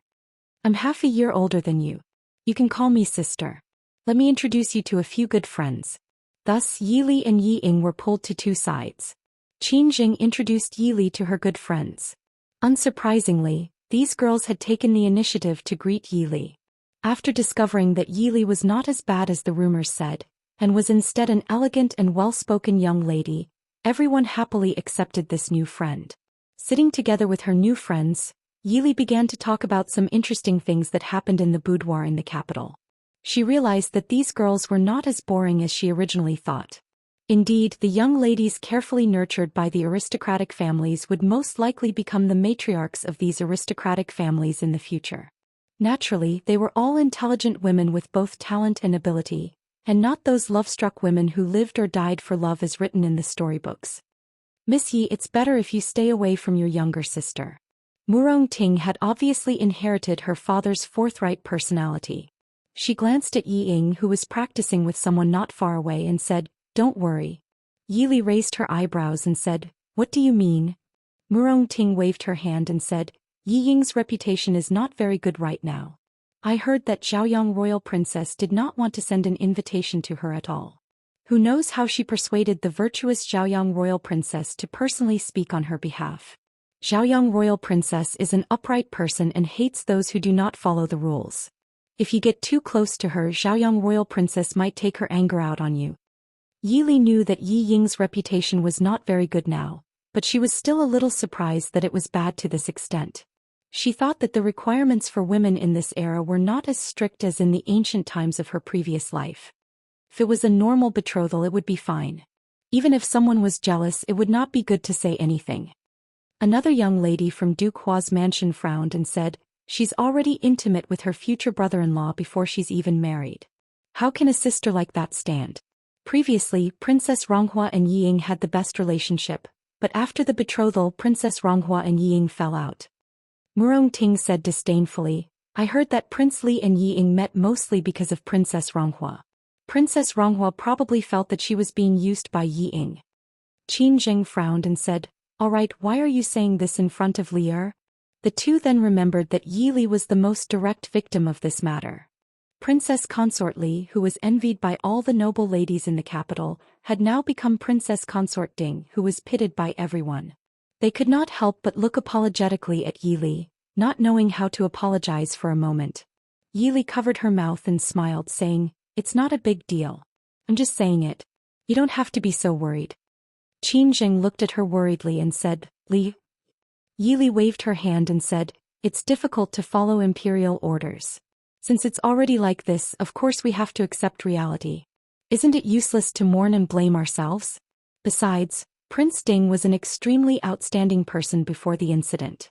I haven't heard of him having a bad temper all these years. He shouldn't be hard to get along with." The originally heavy topic was said by Yi Li with an indifferent attitude, and it instantly became much more relaxed. The four of them chatted for a while before the maids of the Princess Fu came to invite the young misses to the banquet. The four of them then stood up and left together. After everyone left, the noisy garden became much quieter. Only the laughter of the young girls could be heard in the distance. A blue figure came out from behind the rockery. The thin figure was sitting in a wheelchair as he looked in the direction the young girls had left. A deep look flashed in his gentle and cold eyes. "The bright sun eldest princess has arrived." On the lush grass of the peony garden, there were all kinds of delicacies and fresh fruits placed on the neatly arranged tables. The young misses in bright and beautiful clothes were sitting in order as they softly chatted. Hearing the arrival of the eldest princess, they quickly stood up and bowed. "Greetings to the eldest princess." The bright sun eldest princess was wearing an elegant palace dress. Although she was close to 40 years old, her slightly cold face was still well maintained. A pair of beautiful eyebrows were slightly raised. Obviously, the temper of the eldest princess was not a gentle person. Princess Ronghua obediently followed the eldest princess, which was completely different from the domineering appearance she had seen in the courtyard before. Walking with her was a beautiful young girl in brocade clothes, who curiously looked at the young misses around with a smile. However, Yi Li couldn't guess the identity of this young girl even after searching through her memory, so she simply didn't think about it. Chapter 26. No need for formalities, please sit down. Everyone stood up and thanked her again, then sat down. Zhaoyang elder princess said, "Today's event is a gathering of the daughters of the capital. You don't have to be too restrained, just do whatever you want." Although elder princess said so, there were not many who dared to be casual. Princess Ronghua sat next to elder princess, holding her arm and acting like a spoiled child. Elder princess's cold face softened a little. Obviously, elder princess, who had no children, was very fond of this little niece. "Who is the girl next to elder princess? She's so beautiful." The noble maidens looked curiously at the beautiful girl beside the eldest princess, whispering and exchanging their opinions with their good friends. Some of them even looked at Yi Ying vaguely. Yi Ying's smile was a little forced. The girl sitting on the right side of Xiaoyang elder princess was obviously not inferior to Princess Ronghua. And her appearance was far better than Princess Ronghua. Yi Ying claimed to be the most beautiful girl in the capital, but the girl in the brocade dress was delicate and bright. Unlike Yi Ying's delicate and slender appearance, she was more attractive. A beautiful woman would always notice a woman more beautiful than herself first. Ah, who is that girl? Yi Ying's title as the most beautiful girl in the capital is gone. Murongting covered her mouth with her sleeve and laughed. Hua Tianxiang looked at her and smiled. She is the niece of Xiaoyang princess's husband. Xiaoyang princess's husband. Isn't that? Qin Jing was also a little surprised. She hesitated and said, which princess of Nanzhao kingdom? Xiaoyang elder princess's husband was a hostage from Nanzhao kingdom to Dechu state. It was said that Xiaoyang elder princess and her husband loved each other and would only marry him. The late emperor had no choice but to marry his most beloved sister to a hostage. After the marriage, the husband and the princess were deeply in love with each other. Who knew that the husband would die of illness in less than 3 years? Elder princess swore in front of the late emperor that she would not remarry and would keep her chastity for the rest of her life. Hearing this, Yili also looked at Hua Tianxiang curiously. Hua Tianxiang was the daughter of the Duke of Hua and the niece of the Empress, so it was not surprising that she knew some things that others did not. Hua Tianxiang glanced at the eldest princess and the beautiful girl and shook her head. That's the youngest daughter of the current Nanzhao king, the number 1 beauty of Nanzhao, Princess Xixia. I heard that Nanzhao produces beauties. This Princess Xixia is indeed extraordinary. Hua Tianxiang blinked and looked at Yili. She wanted to say something but stopped on second thought. Yili raised her eyebrows and looked at her with a smile. What can't you say? Hua Tianxiang smiled. Although this is the first time we've met, I think you're a wonderful person. There's no harm in telling you. This Princess Xixia. Apparently she'll be living in our Dechu state for a long time. Permanent residence? Murongting was no longer interested in watching the song and dance. She looked at Hua Tianxiang in confusion and said, this Princess Xixia seems to be about the same age as us. If she were to stay for a long time, wouldn't that mean that Princess Xixia planned to marry into the Dechu state? The marriage between the two countries was a major event. Why was there no news of it outside? Hua Tianxiang coughed softly. She covered her mouth and said in a low voice, Princess Xixia came to the Dechu state by herself. Do you still remember that last year His Highness Princely went to Nanzhao? You're saying... Murongting was so shocked that she almost couldn't control her voice. Qin Jing secretly pinched her to calm her down. Seeing that the people at the 2 tables couldn't help but look over, she quickly pretended to be dignified and calmly took a sip of the 100-flower fruit wine in front of her. Seeing that no one was paying attention to her, Murongting smiled apologetically at the other 3. Hua Tianxiang and Qin Jing obviously knew her personality very well, and they smiled without care. Murongting frowned. She looked at Yili and said, although I shouldn't say this, I still want to say it. Perhaps it really isn't a bad thing to discuss the marriage with Prince Li. Yili sipped the faint fruit wine in her cup and agreed with a smile. You're right. Who do you think will be the judges of the 100-flower festival this year? Hua Tianxiang asked. Yili only had a general idea of the process of the 100-flower festival. She only thought of it as a gathering for the capital's noble ladies to socialize. She shook her head indifferently. Hua Tianxiang angrily poked her with a finger. This is your first time participating in the 100-flower festival. No matter what, you have to go on stage and show off your skills. Otherwise, those arrogant fellows will look down on you. Yili blinked her eyes and looked at the dancers on the stage. You want me to go up and sing and dance? I'll scare people. I don't know how to dance. Moreover, she wasn't someone who wanted to show off. There weren't any celebrity talent shows these days. Qin Jing explained softly, most noble ladies won't choose to sing and dance. However, the 4 arts, poetry and songs all have to be competed. Every year the top 3 winners will receive a very precious prize. Prize? You're all participating? Murongting said embarrassedly. Other than me, Zheng and Tianxiang are both very strong. Last year, Zheng won first place in poetry, calligraphy and painting. Last year Tianxiang was first in chess and third in zither. Last year's first place was your 4th sister, the future princess consortly. She was first in zither and dance and fifth in poetry. Yili glanced at Yi Ying, who was sitting across a table and talking to someone. She smiled and said, "I know this.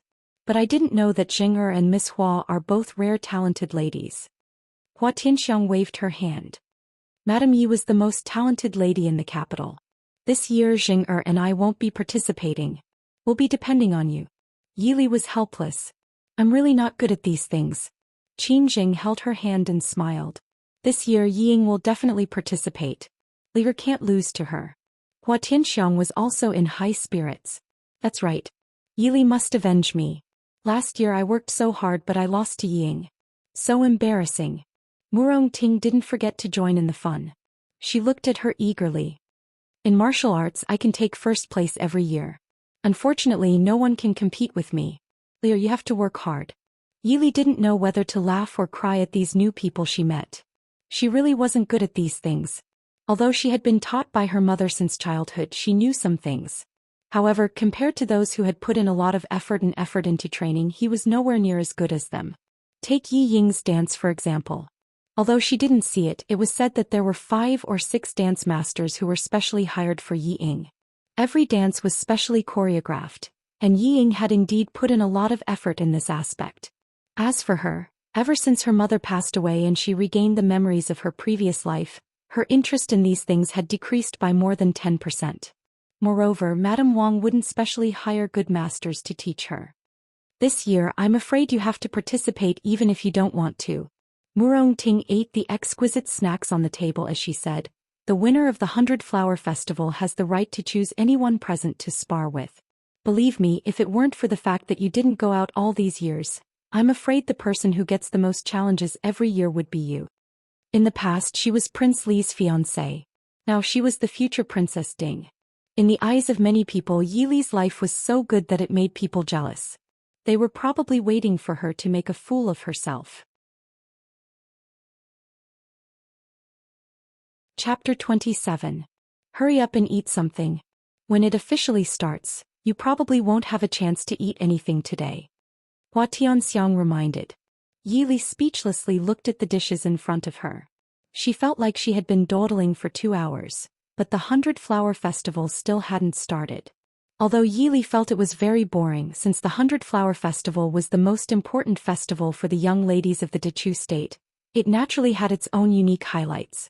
When the banquet was over, the Sunshine eldest princess ordered people to bring up the prizes for the young ladies that won the 100 Flower Festival. Seeing the previously reserved and elegant young ladies all reveal looks of desire, Yi Li was a bit surprised and understood. Every single one of the girls present was from a prestigious family, and they had seen countless treasures since they were young. Treasures that could move them naturally wouldn't be ordinary. More importantly, winning these prizes would bring them fame. Whether it was in their boudoir or when they married into their in-laws' families, it would be enough for them to look down on their peers. When the prizes appeared on the eldest princess' left and right sides, the young ladies' hearts couldn't stop beating. The judges invited by the eldest princess this year were all very important people. Although she only recognized the cold-faced Prince Li Mo Jingli, among the 6 men and 1 woman seated around the Princess Royal's table, she didn't know him. There was also the man in embroidered clothes with a coquettish smile that mysteriously smiled at her. Although it was only for a moment, Yi Li was certain that she didn't see it. That man had indeed smiled at her, and that smile wasn't just a normal polite smile. "Who is the one wearing red clothes?" Yi Li whispered into Qin Zheng's ear. Only one of the 7 people was wearing red clothes. Qin Zheng naturally knew who she was talking about. She covered her mouth and whispered, "That is the 3rd young master of the Feng family, Feng Jiao. It's said that his natural disposition is dissolute and he was born of a concubine, so he isn't liked by the Feng family head. There were rumors 2 years ago that the Feng family head kicked him out of the Feng family. However, his zither skills are indeed the best in the capital." Seeing them whispering to each other, Mu Rongting also came over and said with a smile, "The eldest princess has really put in a lot of effort this year, actually inviting so many famous people." Hua Tianxiang looked at the front with a dignified expression, but she didn't stop talking. The prizes this year are also very generous. The Beauty Retaining Pearl, the Purple Phoenix Hairpin, and the Snow Melody Zither bestowed by the late emperor. If it weren't for the fact that my skills aren't as good as Yi Ying's, I would have given it a try. Hua Tianxiang admired the snow guqin in front of her with some regret. It was ranked third among the 5 most famous zither in the world. It was a treasure that every zither lover dreamed of. Yili felt even more regretful. I haven't touched a piano in years. The 4 of them looked at each other and shrugged helplessly, admiring the prizes and people on the stage. Qin Zheng continued to introduce the people present to Yi Li in a low voice. Those on the stage, that old Mr. is the head of the Imperial College, old Darren Suge. He is also the teacher of the current emperor. If it weren't for the eldest princess, I'm afraid we wouldn't have been able to invite him. The other top scorers are the current assistant minister of the Ministry of Personnel Mo Jian, the heir of Marquis Muyang, the eldest son of the Northern General's estate Leng Qingyu. Yi Li's gaze swept over the people Qin Jing mentioned and memorized them one by one. Who is that woman?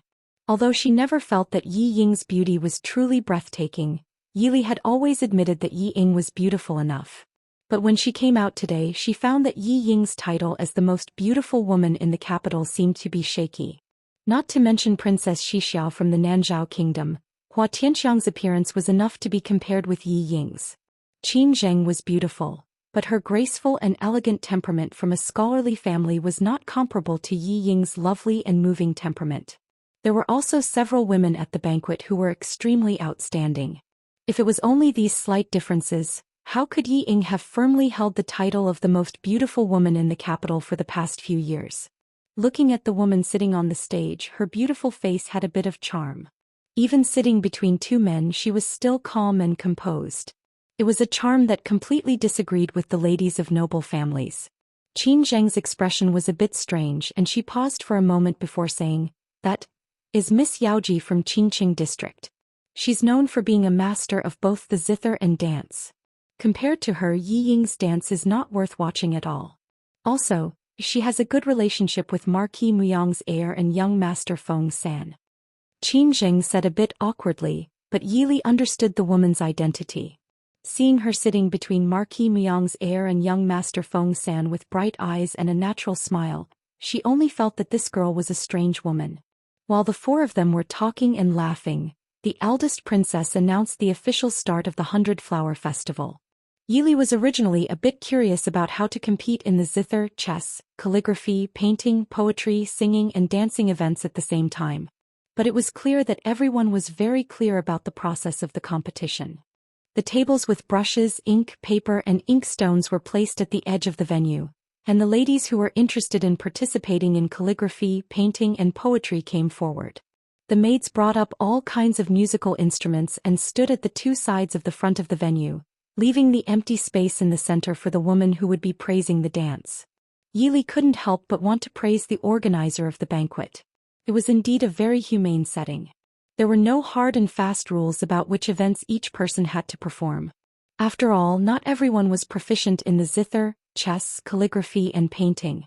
It also avoided the possibility of many people making a fool of themselves. Beside Zhaoyang eldest princess, Princess Xixiao and Princess Ronghua stood up at the same time, but Princess Ronghua walked to the place with the brushes, ink, paper and inkstones, while Princess Xixiao walked to the center of the venue. Obviously she planned to perform a dance. Ying walked to the place with the zither on the side. Her jade-like fingers lightly plucked, and a pleasant melody flowed out from her fingers. It seems that Princess Xixiao is really going to compete with Yi Ying. Murong Ting smiled. Who in the capital didn't know that Yi Ying was the best at dancing?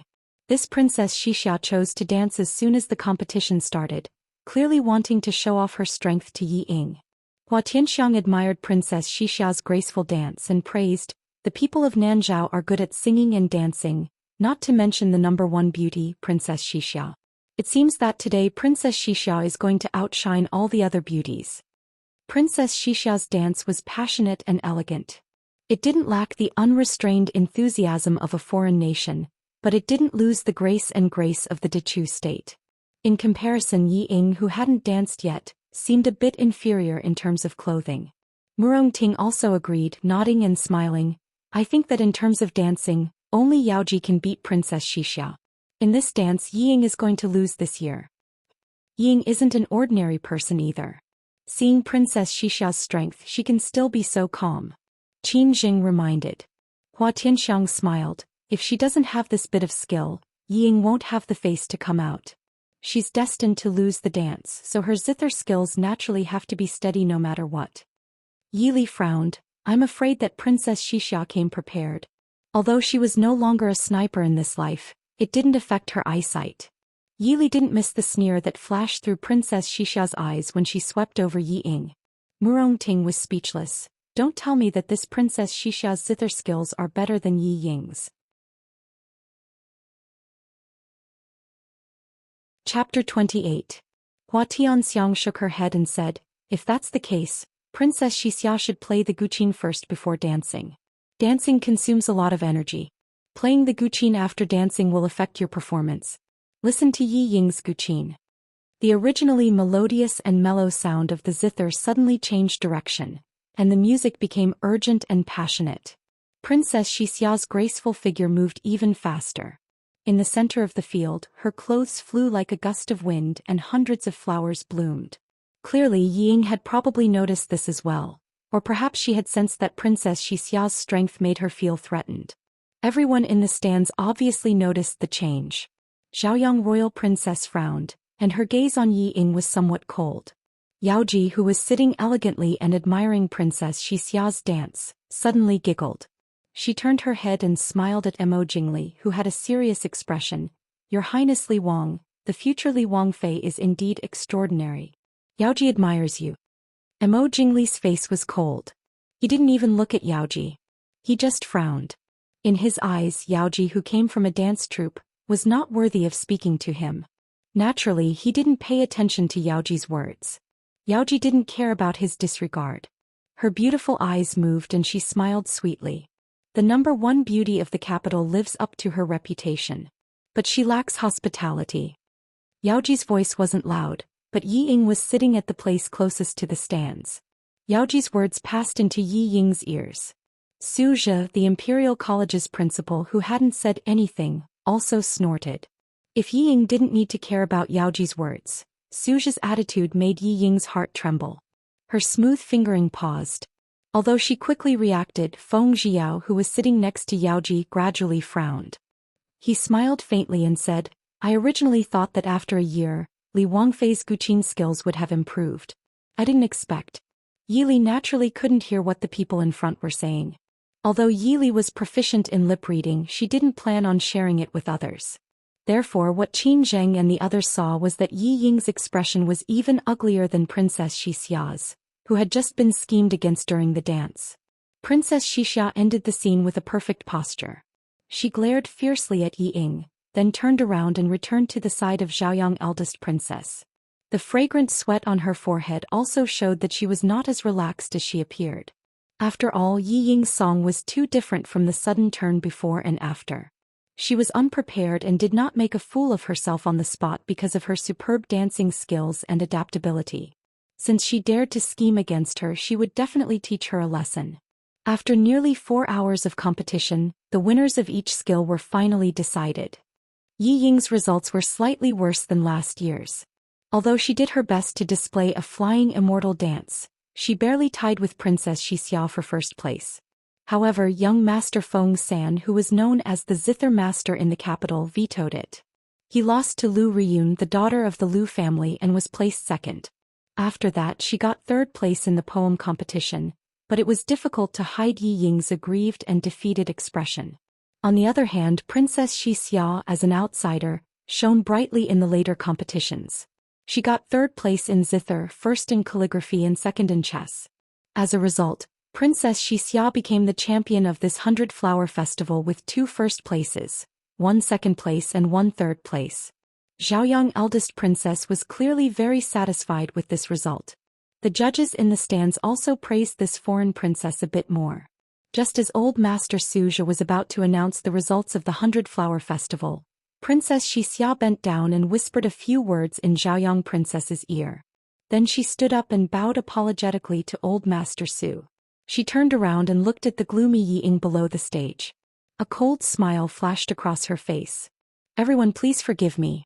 Xixia requests to redo the dance competition with 4th young Miss Yi. Princess Xixia said in a clear voice. The venue suddenly became noisy. Feng Jiao lazily leaned in his chair and looked at Princess Xixia with a smile. To be able to see the dance of the princess and the capital's #1 beauty again, I believe everyone here will be very happy. But, why do you want to redo it? Princess Xixia raised her head and proudly said, doesn't your central plane say that there is no first place in literature and no second place in martial arts? Although this dance is not the same as martial arts, this princess is not used to being on the same level as others. As she spoke, she disdainfully glanced at Yi Ying. She was just short of saying that Yi Ying did not deserve to be on the same level as her. Below the stage, Yi Ying's face immediately turned pale. Her slender figure was on the verge of collapsing. In the eyes of everyone present, Princess Xixia was unavoidably going too far in bullying others. Princess Xixia did not care about other people's gazes. She only stared at Yi Ying. Feng Jiao lazily swept his phoenix eyes over Mo Jingli, who was sitting on the side with a gloomy expression. He smiled and said, Your Highness Princely, what do you think? Fourth young Miss Yi is your fiancé. Mo Jingli glanced at Yi Ying below the stage. There was a slight fluctuation in his cold eyes. He faintly said, Is Princess Xixia dissatisfied with Yaoji's judging? Yaoji smiled sweetly. Suddenly she was very charming. If Princess Xixia has an even more beautiful dance, Yaoji is naturally willing to appreciate it. But I don't know if I have the honor. Mo Jingli was silent. Although he did not know much about dancing, Mo Jingli naturally knew that Yi Ying and Princess Xixia's dancing skills should be on par with each other from Yaoji's previous results. But dancing was a skill to be appreciated with one's eyes. Even if the two people's skills were almost the same, Princess Xixia's enthusiasm was obviously more moving than Yi Ying's grace and elegance. This situation could be called a high standard and a low standard. If Yi Ying lost to Princess Xixia again, Mo Jingli's handsome straight eyebrows gradually furrowed. Seeing that he did not speak, Xiaoyang royal princess on the main seat frowned with some displeasure. Jingli. Ah, there was a low cry from below the stage. Then there was the crisp sound of porcelain falling to the ground. Everyone looked towards the sound. The maid beside Yi Ying was kneeling on the ground and begging for mercy. Yi Ying's face was pale as she covered her left arm. Her left arm was already wet. It was obvious that the maid who served tea had accidentally spilled the tea on Yi Ying. Mo Jingli got up and jumped down from the stands. He pulled Yi Ying into his arms and kicked away the maid kneeling on the ground. Get lost. On the stage, Princess Royal's face suddenly turned ashen. Mo Jingli had kicked her maid from her Princess Royal's residence. Someone invite the imperial physician to treat Miss Yi. The young ladies present couldn't come back to their senses when they saw this sudden turn of events. Although each of them tried their best to maintain their manners as young ladies from noble families, it did not prevent them from privately exchanging their opinions in various ways. Miss Li, you have to be careful. Your sister is ruthless. After a few hours of sitting, Mu Rongting's address for Yi Ying had evolved from Miss Yi Li to the intimate Miss Li. If it was really that maid who had accidentally spilled the tea on Yi Ying, Mu Rongting would not believe it even if she bet on her brain that she did not like to read. How could it be so coincidental that Princess Xixia had just issued a challenge and Yi Ying was scalded? Hua Tianxiang frowned. I don't know why, but I have a bad feeling. Chapter 29. Yi Li raised her eyebrows. Before she could speak, she heard Yi Ying, who was also in Mo Jingli's arms, say to Princess Xixia in a weak and regretful voice, Princess, I'm really sorry. I'm afraid Yi Ying can't compete with the princess. Since the princess isn't convinced, how about asking sister to replace Yi Ying? Sister is the legitimate daughter of the minister's manor. She won't disgrace the princess. Sister, don't you think so? Hearing this, Yi Li's calm face sank. How could Yi Ying not know that she couldn't dance? If she lost, it would be because Yi Li was useless and disgraced the minister's manor, not because she wasn't as good as Princess Xixia. Not only did she avoid the possibility of losing to Princess Xixia, but she also successfully made Yi Li lose face in her first party. It was indeed a good plan. Just do as Inger said. Mo Jingli impatiently ordered. Without waiting for the imperial physician to arrive, he directly picked up Yi Ying and prepared to leave the venue. Seeing Mo Jingli leave without hesitation, the eldest princess's eyes sank. After a while she said in a deep voice, In that case, let ye third miss replace ye fourth Mississippi. Yi was speechless. Was there really no one who thought of asking if she could dance? Almost everyone's eyes fell on Yi Qingjing, and the others also looked at her nervously. Although they had previously urged Yi to win a place, they didn't really want to force Yi to do it. Not to mention that they were new friends, they couldn't harm Qingjing and Yi's future relationship. Princess Xixiao's heart was burning with anger because of Mo Jingli and Yi Ying's departure. Coincidentally, Yi, who was pushed out by Mo Jingli to replace her, was Mo Jingli's ex-fiancé. So Princess Xixiao's anger directly stopped at Yi. She raised her delicate eyebrows. Miss Yi, you go first. Yi helplessly stood up and met Princess Xixiao's hateful gaze. She thought for a moment before saying, I admit defeat. Everyone, including Princess Xixia, was stunned. After a while, Princess Xixia came back to her senses and glared at Yi. Are you looking down on this princess? This princess doesn't need you to give in. Yi shook her head helplessly. I didn't go easy on the princess. I sincerely admit defeat. Admitting defeat without even fighting? Even if I win, it's not a fair fight. Forcing people who don't know how to dance to compete is even worse, isn't it? Yi sighed softly and looked sincerely at Princess Xixia, who was angrily staring at her. Princess, I don't know how to dance. So you were played by Yi Ying. His Highness King Li and the future Princess Consort Li are really creative to want someone who doesn't know how to dance. Feng Jiao's voice sounded lazily, his voice filled with schadenfreude. Princess Xixia was also stunned. Why don't you know how to dance? Because dancing isn't a required course for the young ladies of Dechu State. I believe that many of the young ladies here don't know how to dance. Yi answered confidently. Not knowing how to dance was not something to be ashamed of. In reality, there were very few young ladies of Dechu State who would learn how to dance, unless they really liked it or their family had the intention of sending their daughter into the palace. Since Yi had already expressed that she had never learned how to dance, forcing her to dance would be unreasonable.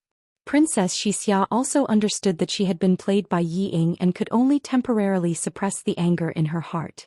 She stared at the calm and elegant blue-clothed young lady below the stage. Her eyes flashed slightly. Just now I didn't see Miss Yi go on stage. Since fourth Miss Yi has so much confidence in Jejia, then please show Miss Ye's talents in other areas. Or... She looked at Yi with a ghost of a smile. She paused for a moment before raising her voice to say, or Miss Yi doesn't know anything. Yi lowered her head and was silent for a moment. She raised her head and looked indifferently at Princess Xixia. If so, then Yi will embarrass herself. Yi.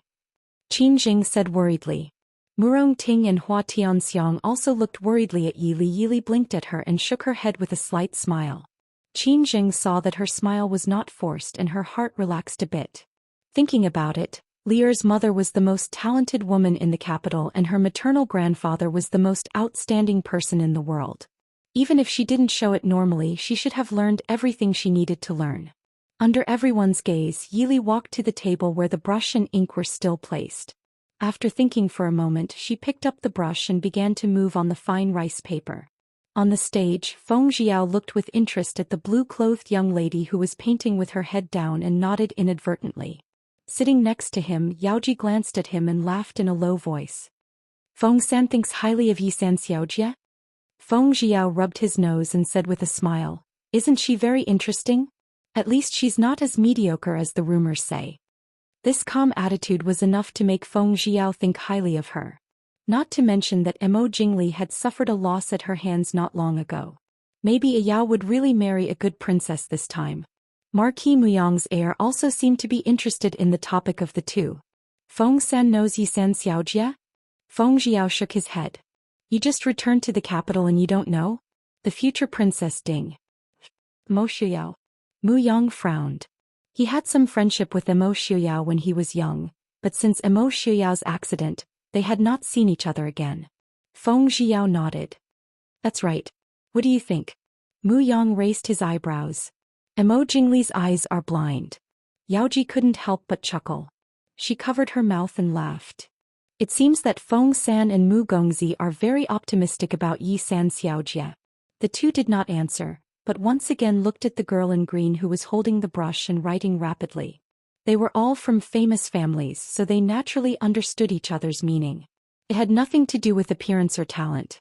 It was just that compared to Yi Ying, Yi Li was more suitable to be the mistress of a big family or a prince's mansion. They didn't know whether Mo Jingli, who was born in the royal family, was spoiled by the Empress Dowager and the old concubine, or whether Yi Ying's ability was really extraordinary and unknown to outsiders. Everyone waited for less than the time it takes to burn a stick of incense. Yi Li had already stopped writing. Princess Royal ordered the servants to bring Yi Li's work over. When the rice paper left the table, everyone vaguely saw that it seemed to be a peony painting. Qin Zheng and the other two also breathed a sigh of relief. Whether they could get a ranking or not, to be able to complete a peony painting that was not too bad in such a short time, at least Yi Li would lose face.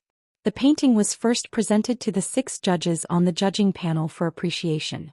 Old Lord Suzhou, who saw the painting first, frowned and looked up at the girl in green who was still standing by the table. He lowered his head and continued to look at it for a while before passing it to the Assistant Minister of the Ministry of Personal Mo Jian. Mo Jian also frowned and looked up at Yi Li from time to time. After a while he passed it to the person next to him. The unusual reaction of the judges made the young ladies under the stage unable to stop looking at Yi Li. They were also curious about what Yi Li's work was like. When Feng Jiao was the last to finish looking at the painting, he handed it to the maid next to him to present it to Princess Royal. Several other people also discussed the result. Suzhou announced, Miss Yi Li, the daughter of the Minister of Revenue, is first in calligraphy, first in poetry and fourth in painting. Chapter 30. Li Li. Hearing the result, Mu Rongting called out with joy. Everyone else also looked at Yi Li with surprise. Yi Li bowed slightly to the person on stage before returning to her seat. Mu Rongting raised her hand to slap her and said with a smile, You said you couldn't do it, but you hid your skills well. Yi Li gave a bitter smile. It was just a trick. Hua Tianxiang smiled and said, No matter what, you should be happy. Li Li, congratulations. Qin Jing pursed her lips and nodded to her with a smile. Yi Li returned a smile. Princess Xixia's expression changed when she heard Suzhou's words. She didn't care about etiquette and walked over to the Sunshine eldest princess to look at Yi Li's painting. After a while she raised her head and looked at Yi Li with a complicated expression, not saying anything. The eldest princess's maid brought the painting down for all the young ladies to look at. After all, because of Yi Li's work the competition's ranking had changed, so everyone had to be convinced. The girl who had already won first place in poetry came from a scholarly family and was very reasonable. After seeing Yi Li's painting she stood up and said with a smile, Losing to Master Qin Yun's descendant is a glorious defeat. Her good upbringing and demeanor made people look at her even more highly. Mu Rongting received the painting and quickly opened it to share with her friends. Qin Jing gave a sigh of praise, Good poem. Falling to the last crimson called the 100-Flower King. Unparalleled beauty under the heavens, the world's #1 fragrance. Hua Tianxiang smiled and said, The poem is good and the words are also good. Li Li, who did you learn to write from? I also want to be your disciple. Yi Li gave a faint smile. When I was young, I received a letter from a teacher named Lu. After writing for so many years I can finally read a bit. In her previous life she had learned the Lu style at the age of 6. Including this life it had been over 20 years. If she still couldn't read it then it could only prove that she was stupid. Qin Jing was also someone who was obsessed with calligraphy and painting. He was extremely envious. You're so lucky. Lier said that you have to send me an invitation later. Yi Li nodded. The original post is gone. Can I write it? It's a deal. I'll be waiting for you. Me too. Hua Tianxiang and Mu Rongting didn't want to be left behind. Yi Li promised to give each of them a portion. I also admit defeat. Everyone else acknowledged the judge's conclusion. Even if Princess Xixia was unwilling she could only grit her teeth and accept it. Zhaoyang Crown Princess looked at Princess Xixia's unwilling appearance and sighed. She pulled her in front of her and patted her to comfort her. Xixia had just arrived in Dechu state, but she was still young and hot-blooded.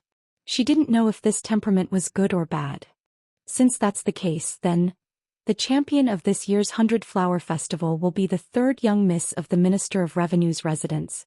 Since no one had any objections, Old Master Suzhou announced the final result of this year's competition on behalf of the judges.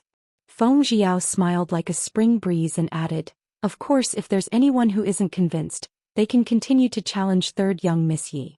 I believe third young Miss Yi will be very happy to accept the challenge. Isn't that right?" Yili raised her head and happened to see Feng Jiao winking at her. Although he looked frivolous, she could feel that he didn't have any ill intentions.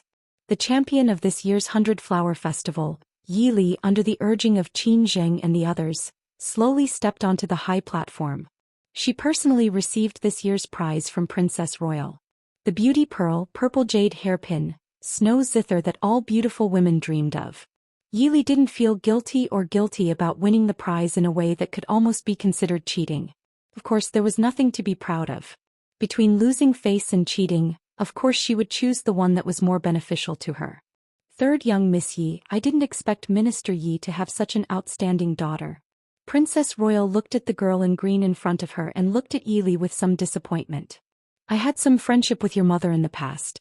If you have free time in the future, you might as well come to the Princess Royal residence for a walk. Yili respectfully smiled and said, "Thank you, Princess Royal. It's Yili's fortune to be invited by Princess Royal." "Good child, go." Princess Royal sighed and said to Yili. Yili bowed to the eldest princess, then turned to the judges and bowed slightly. Only then did she turn around and leave with the gift. "What did you say?" "Yili 100 Flower Festival.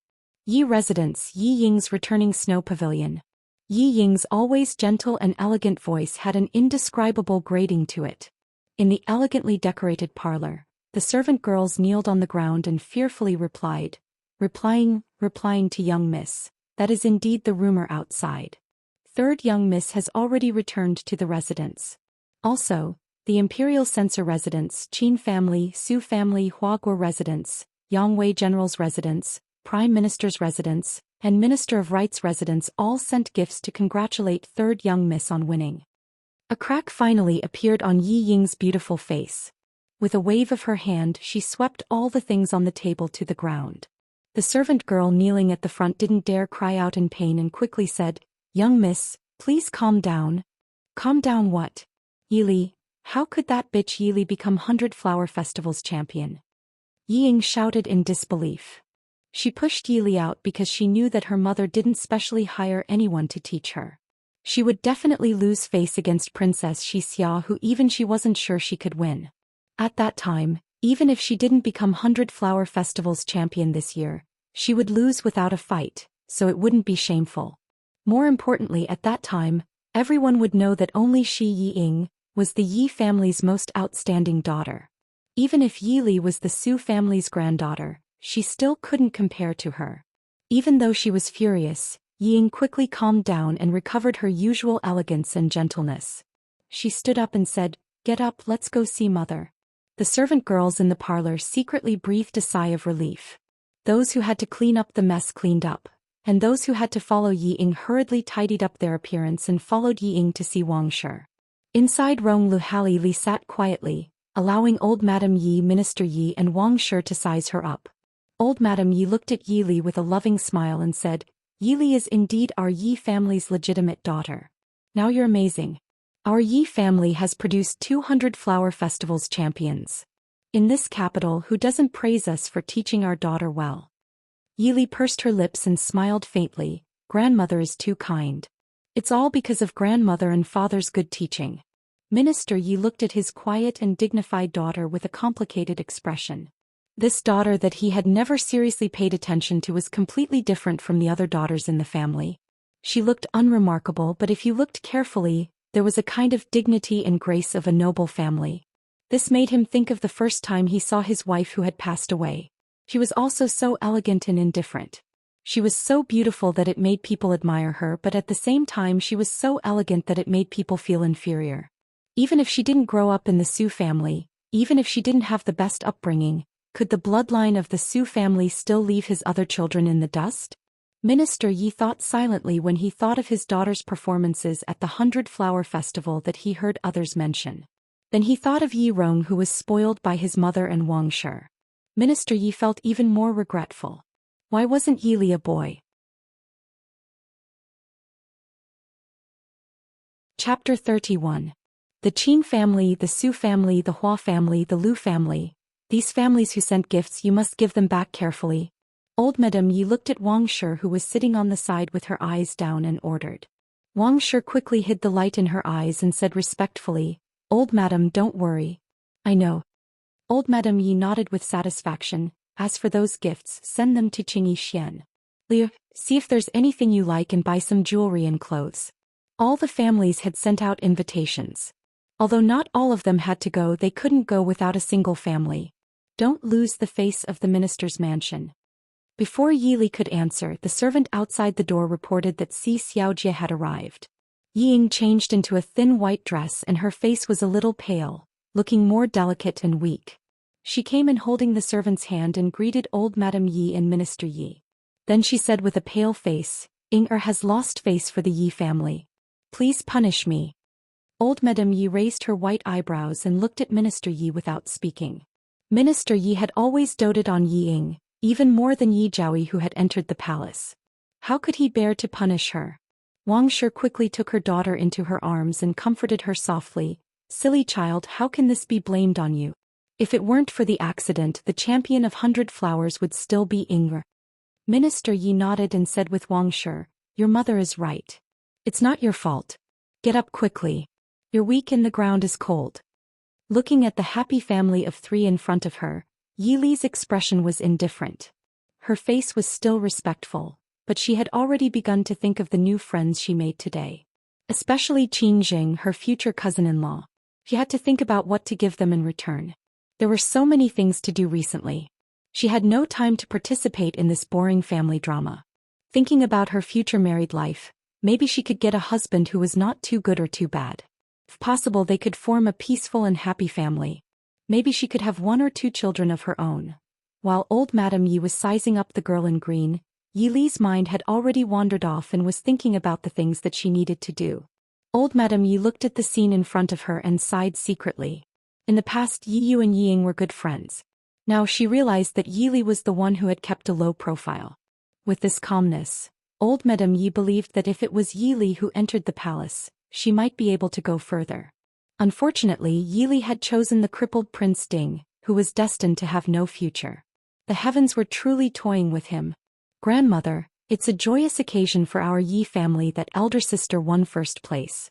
Shouldn't we tell second sister and let her be happy too?" Yi Ying walked to old Madame Ye's side and said in a sweet voice when the family of 3 was finally done with each other. Yi Shangshu smiled and said, "It's rare for Ing-er to be so broad-minded. In a few days you'll have to enter the palace to pay your respects. At that time I'll report this good news to Zhao Yang." Old Madame Yi nodded and looked sideways at Yi Li. She smiled and said, "Your second sister has always been very good to your sisters. In the future each of you will be in charge of a manor. You should go and accompany her more." "Grandmother." Yi Ying covered her face shyly and called out in a low voice. Her pale face blushed. In contrast, Yi Li was less shy as a girl. Yi Shangshu looked at his youngest daughter lovingly and laughed with her. Yi Ying looked at Yi Li with her beautiful eyes and said softly, "Third sister hasn't seen second sister for a long time, right? Mother should prepare a good gift for second sister for third sister." Wang Shi was stunned and looked at Yi Ying with a frown. However, old Madame Yi was moved and looked at Yi Li again. She hesitated but didn't say anything. Yi Li saw old Madame Yi and Yi Ying's expressions and understood what Yi Ying meant. She looked at Yi Ying calmly and looked forward to her performance. Yi Ying saw that Wang Shi didn't understand her words and old Madame Yi didn't change her expression. She couldn't help but frown and reminded softly, "Sister Jiaoyi is pregnant now. I heard that when a woman is pregnant, her appearance..." The people present were not really stupid. Wang Shi immediately reacted when she heard the word appearance. She looked at Yi Li with more enthusiasm. "Master," Yi Li sighed helplessly in her heart. No one in this family was a fool. Ing-er is right. Li-er, send the youth retaining pearl to the palace as a gift for Jiaoyi. You can ask your mother for whatever you want.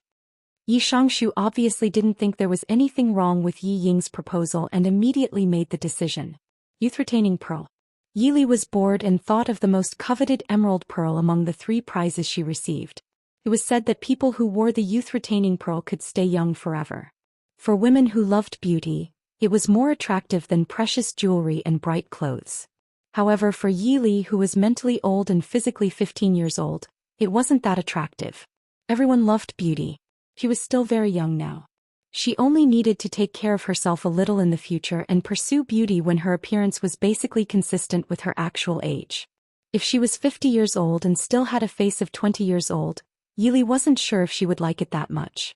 What's more, she was still skeptical about the youth-retaining pearl's so-called eternal youth. At least, although the original owner of the youth-retaining pearl, Zhaoyang Elder Princess, was younger than her peers, she was far from being in her prime. However, she didn't care. It didn't mean that others could take it away at will. Father, please forgive me. The youth-retaining pearl is no longer with Li. Yi Li said faintly. How is that possible? Ying exclaimed and then looked at Yi Li suspiciously. Third sister, could it be that you don't want to part with the youth-retaining pearl? Ying is thinking for Zhao Yinyang. After all, Zhao Yinyang is the support of our Yi family. In this regard, Yi Li snorted disdainfully in her heart. Support? How many aristocratic families that could stand firm for 100 years relied on nepotism? For sister, you're thinking too much. It's just a pearl. I've already given it away. Given it away? How could you give it away? Wang Shi shrieked. Which woman wouldn't want the youth-retaining pearl?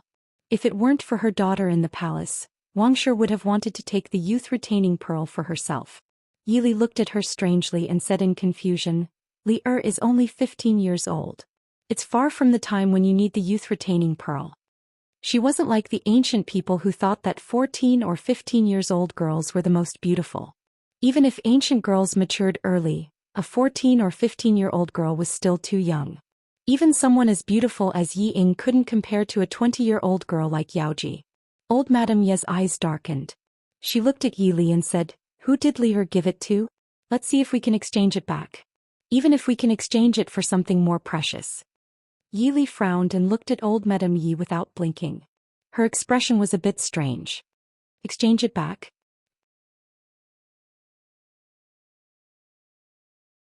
Chapter 32.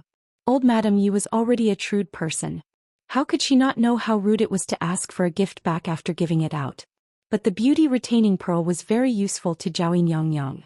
She believed that in 2 days, when the news of the 100-Flower Festival reached the palace, Zhao Yinyang would ask them for it. Moreover, she didn't plan to ask for it back in the name of the Yi family. In the end, Yi Li would personally ask for it back. Of course, old Madame Yi suspected that this was just Yi Li's excuse. Yi Li didn't want to take it out at all. Squeezing out a kind smile, old Madame Yi said softly, Good child, grandmother knows this is a bit rude. But you also know how important this beauty-retaining pearl is to Zhao Yinyang. Zhao Yinyang has a hard time in the palace. If she has the beauty-retaining pearl and can get the emperor's favor. Yi Li frowned and said helplessly, But grandmother, I've already sent the beauty-retaining pearl and snow zither to eldest uncle. Minister Ye's face darkened. He angrily stared at Yi Li and said, Nonsense. What does your eldest uncle need the beauty-retaining pearl for? If it was someone else, Minister Yi might have sent people to stop them. But Minister Yi didn't have the guts to stop them from giving something to his deceased wife's eldest uncle. Master Qingyun had 2 sons and 1 daughter. The second son, Su Hongyan, was the only one in the Su family who was still in the government. In fact, the one who made Minister Yi feel the most pressure was his eldest uncle, Su Hongyu, who had left the capital 10 years ago. At the same time, he was the most famous scholar in the world.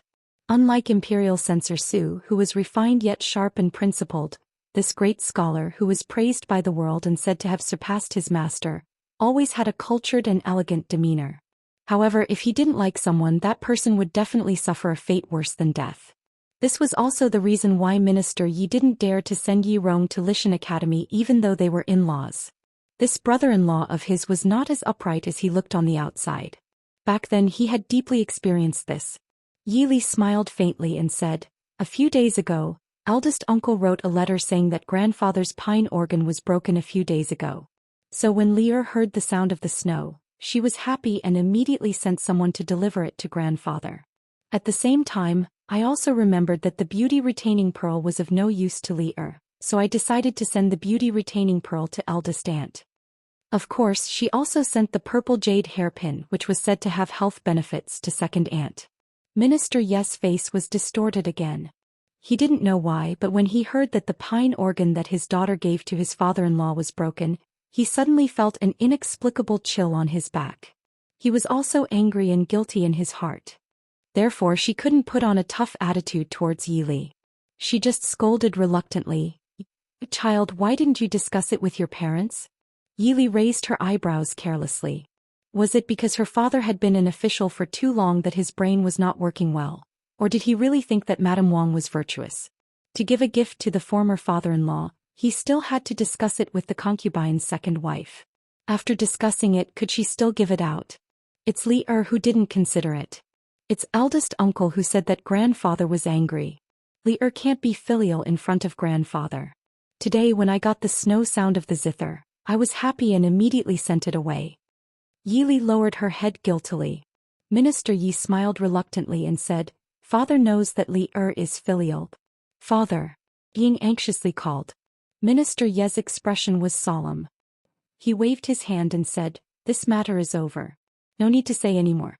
Later send more banknotes to Uyghur into the palace. Bribing the people in the palace can't be saved." Although Madame Wang was unwilling, but she had followed Minister Yi for 20 years. She understood her husband better than anyone. Looking at his face, she knew that this matter was not negotiable. She couldn't help but resent Yi Li and the late Madame Yi in her heart. It was like this every time. As long as the Su family was mentioned, her husband would never think of her. Could it be that the Su family was his in-laws' family and her Wang family was not? Coming out of Ronglu Hall, Yi Li was annoyed and gently sighed. She looked at Yi Ying, who followed behind her, and said, "Fourth sister, I'll go back first." Yi Ying acted as if she didn't hear Yi Li's words. She softly said with a smile, "Third sister is really generous. That kind of priceless treasure is given away without even looking at it." Fourth sister is joking. Grandfather and 2 aunts are not outsiders. What's more, the 2 aunts take good care of sister. Although sister was born in the minister's residence, everything around her is not hers. Now that I finally have a few things that I can take out, I naturally have to show filial piety to the elders. After all, people should have a grateful heart, right? And you, all these years eating and using my mother's dowry money, have you ever thought about her? Third sister's right. I've learned my lesson.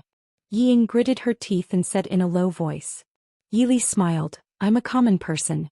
I only know how to use these things to repay the care of the elders. I can't compare to fourth sister's elegance and refinement. You don't care about these things. Fourth sister, take care. Third sister, take care." Ignoring how Yi Ying's expression changed behind her, Yi Li leisurely walked in the direction of Qing Yixian. "Qing Shuang, have someone tell concubine Zhao that it's almost time. Find something for madam to do. I don't want to see them in the near future." Yes, Mississippi concubine Zhao was indeed a smart person. She didn't need Yi Li's help and advice at all. The next day the Fu spread the news that concubine Zhao was pregnant, and it was said to be a boy. Wang Shi almost immediately forgot about making trouble for Yi Li and began to think of ways to deal with concubine Zhao. She had a stable foundation in the Yi family. It would be a joke to say that she was worried about what Yi Li, a girl who was about to get married, would do to her. The reason she targeted Yi Li was because of the unspeakable jealousy and resentment she felt towards Yi Li's birth mother. Now that the matter concerned her precious only son's position in the Fu, Wang Shi naturally didn't hesitate to put other things aside. Wang Shi didn't come looking for trouble, and Yi Ying's vitality was greatly damaged because of the failure at the 100-Flower Festival. Yi Li was at ease. After showing her talent at the 100-Flower Festival, Yi Li gradually entered the social circle of the capital's noble ladies. Other than continuing to prepare the dowry, she could also invite Qin Jing, Hua Tianxiang, and Murong Ting to play together when she had free time.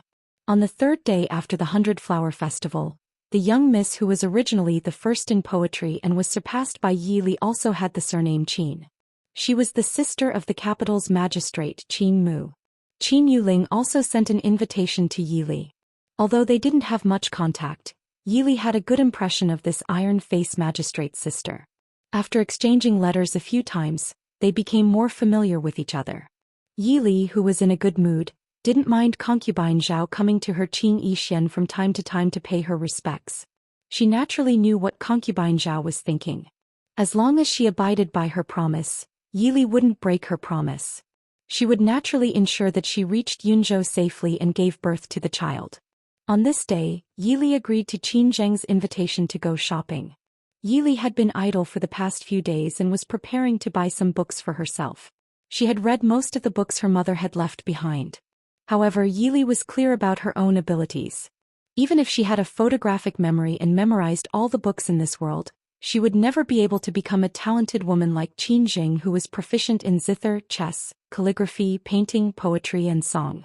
To put it simply, she didn't have the talent, even if her mother was once the most talented woman in the capital. More importantly, with the memories of her previous life, her thinking and vision had long been fixed. Even after so many years, she still couldn't understand the artistic conception and thinking of the ancient people. Therefore, she could write a few limericks. If she wanted to write an outstanding poem, it was basically impossible. Thinking like this, Yili felt that her grandfather, who had forced her to memorize so many ancient books, was really too wise. At least he allowed her to pull out 2 poems from her mind to make up the numbers when she couldn't refuse. Chapter 33. Sister Qin Tianxiang Murong. When Yili arrived at the appointed tea house, Qin Zheng and the other 2 had already arrived and were drinking tea and chatting happily. Qin Zheng looked back at her and smiled. Liger. Murong Ting pulled her to sit down. You're finally here. How was it? Did your damn sister make things difficult for you? Yili raised her eyebrows. Sorry I'm late, but why do you think she would make things difficult for me? Not only Madame Wang but even Yi Ying had been away for the past few days. How could they have the time to make things difficult for her when they couldn't even see her? It's better to be careful. I heard that Her Highness Zhaoi in the palace has been in a bad mood these days. Hua Tianxiang held the teacup with a reserved and elegant smile. Yili blinked her eyes, understanding in her heart. She thanked Hua Tianxiang silently. Hua Tianxiang raised her eyebrows and raised her teacup to her. Murong Ting looked at her good friends around her and couldn't help but laugh. Alas, it's not easy to have one more friend. Unfortunately, Li will be getting married soon. We'll still be friends after we get married, Yili said. Don't tell me you won't recognize me as a friend after we get married? Murong Ting leaned on the table without the temperament of a noble lady and said dejectedly, Of course not. But when you become Princess Ding, how will you have so much freedom? Hua Tianxiang pursed her lips and snickered. It'll be the same when you get married. I don't want to. Murong Ting shouted, her almond-shaped eyes widening. I won't marry that idiot. Yili looked up in surprise at the angry Murong Ting and then turned her gaze to Qin Zheng. Qin Zheng snickered and whispered in Yili's ear. Only then did Yili know that Murong Ting was engaged to Leng Haoyu, the 3rd young master of the Northern General's estate, as soon as she was born. But compared to his eldest brother, Leng Qingyu, who was proficient in both literature and martial arts, Leng Haoyu was a hedonistic son who was good at eating, drinking, and playing. How could Murong Ting, who came from a family of generals and was the only daughter of General Yang Wei, like Leng Haoyu? The 2 of them had been at odds ever since they were young. Basically, they would fight whenever they met. However, Murong Ting had learned martial arts from the Yang Wei general, and Leng Haoyu couldn't beat Murong Ting. Every time she was beaten to a pulp, Murong Ting despised her even more. My father is a stubborn person. He says that once a man makes a promise he must keep it. He won't break off the engagement even if he dies. That idiot. Since he dared to marry me, I'll beat him up until his father can't recognize him. Murong Ting raised her little chin and said angrily. Hua Tianxiang lazily rested her chin on her hand and said with a smile, I think Ling Shaosun treats you well. Have you ever seen a man so obedient in the entire capital? If you tell him to go forward, he will never go backward. If you tell him to go left, he will never go right. Murong Ting snorted and did not answer. Yili watched her reaction with interest. It was inevitable for girls to like outstanding and strong men. Murong Ting naturally looked down on 3rd young Master Leng, who couldn't even beat a woman. However, it seemed that Murong Ting didn't hate her fiancé as much as she thought. Moreover, was a man who had been beaten since he was young and had lost every time. Was he really that weak? If that was the case, then Leng Haoyu was actually a masochist, right? Yili's imagination ran wild in her mind. However, she didn't say anything to persuade Murong Ting. She didn't like to interfere with her friend's choice. Moreover, she really didn't know Leng Haoyu. Murong Ting recovered quickly from her anger. She quickly put the annoying fiancé behind her, clapped her hands and stood up. Let's go shopping. We're not here to drink tea. The three girls and a fake girl happily shuttled through the famous shops in the capital, picking out all kinds of jewelry and clothes they liked. Soon, everyone had a rich harvest. Yili looked at the people behind her who were full of bags and followed the three of them around in amusement. She had to admit that no matter what era it was, women's desire to shop was very strong. Yili wasn't idle either. While shopping with the three of them, she also glanced at the progress of the shops that were being renovated recently. Although she didn't go in, the results were satisfactory from the outside. She believed that they could reopen a month before the wedding.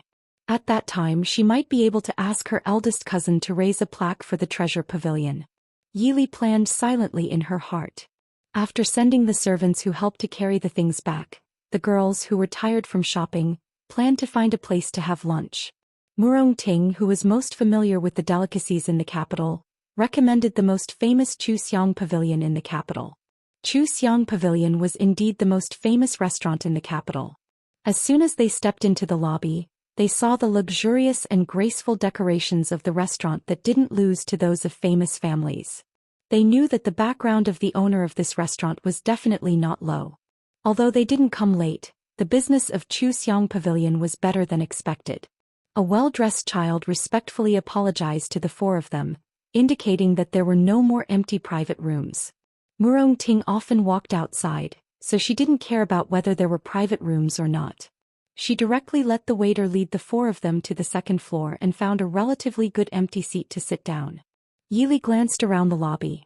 There was no lack of noble girls eating in twos and threes, so the four of them sitting outside didn't seem particularly eye-catching. After ordering the dishes, Murong-ting smiled with satisfaction. Chuseong Pavilion's squirrel mandarin fish is the best in the capital. I came twice and didn't eat it. I didn't expect that I would have it when I called you all together today. Today is really good luck. Yili curiously asked, Murong often comes out to shop? Murong-ting smiled and said, my father doesn't like to control me and I can't stay alone, so I often come out to walk around. Moreover, my father loves to eat good food. I don't have any talent for this, so I just look around to see if there's anything good to buy for him to eat. Speaking of this, Murong-ting was a bit embarrassed. However, anyone could see that the father-daughter relationship of the Yangwei general's estate was definitely different from that of the Shangshu estate. At least, it was definitely different from the relationship between Shangshu Yi and Yili. Hua Tianxiang smiled and said, that's why when I go shopping I usually drag Murong out with me. There's no place in the capital that she doesn't know. While the four of them were happily talking, the door of the private room on the other side opened with a bang. A beautiful red figure rushed out from inside. The four of them simultaneously pretended to see the person clearly. Murong-ting said in surprise, huh? Isn't that, be careful? Before her voice fell, Murong-ting had already stood up and quickly jumped out. Chuseong Pavilion, second floor. A beautiful figure quickly rushed out of the private room and was about to collide with the waiter who was slowly carrying a tray of dishes. Murong-ting jumped out at the same time, wanting to grab the woman. However, she was still half a beat too slow and let the red sleeve slip past her fingertips. Be careful. Yili calculated the direction that the hot pot of soup on the tray would be hit at almost the same time that the red-clothed woman bumped into the waiter. She casually grabbed the empty bowl on the table and threw it over. After hesitating for a while, the precise location and strength of the throw forced the soup pot that had just left the tray and was flying towards someone's head to the left. With a series of clanking sounds, the soup pot fell to the ground in an open space not far away. Because the waiter protected the tray with all his might, the remaining few plates fell to the ground in front of him and the soup splashed on a guest's clothes. There wasn't any serious damage.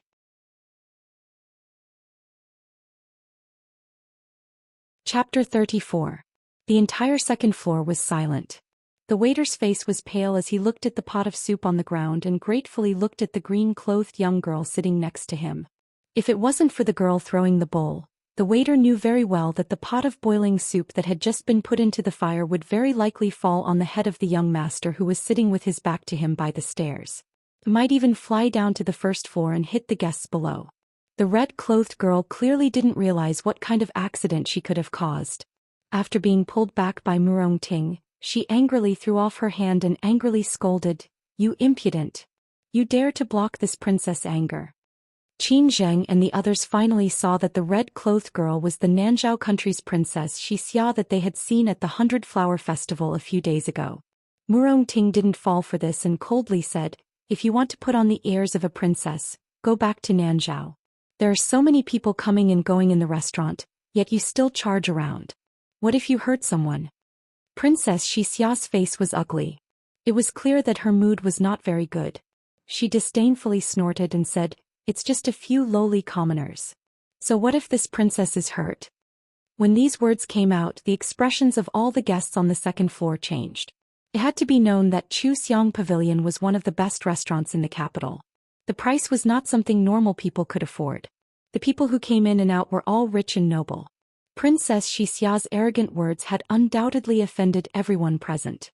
Hua Tianxiang stood up and her beautiful face was dyed with a trace of coldness. Her smile was still reserved and noble. Even lowly commoners are my Dechu state's lowly commoners. It doesn't seem like a princess of a small Nanzhao country has the right to belittle them.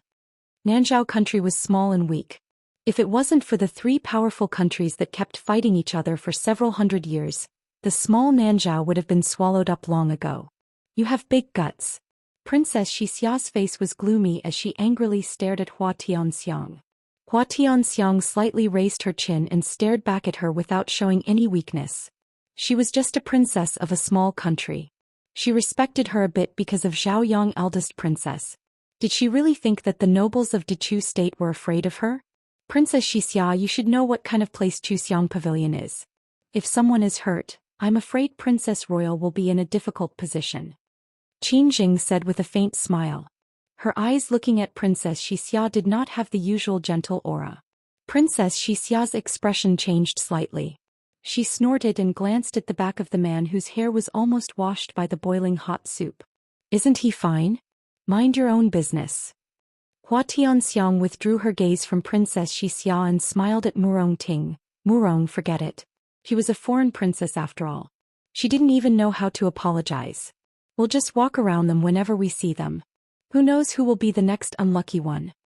Murong-Ting looked Princess Xixia up and down in a serious manner. Then she nodded and said, Tianxiang, you are right. Also, everyone can just admit that they were unlucky today. Who told our great Princess Xixia to be in a bad mood? Waiter, are you scared silly? Aren't you going to clean up? The waiter, who was frightened by the sudden situation, quickly apologized to the customers who were affected and hurriedly went to clean up the mess. Slut. Princess Xixia was so angry that her face turned green. She pulled down the long whip at her waist and lashed it at Hua Tianxiang's face. Tianxiang! Qin Jing exclaimed. A green shadow flashed and wrapped around the oncoming whip. Yili pulled Hua Tianxiang away with one hand and grabbed the whip in front of her with the other.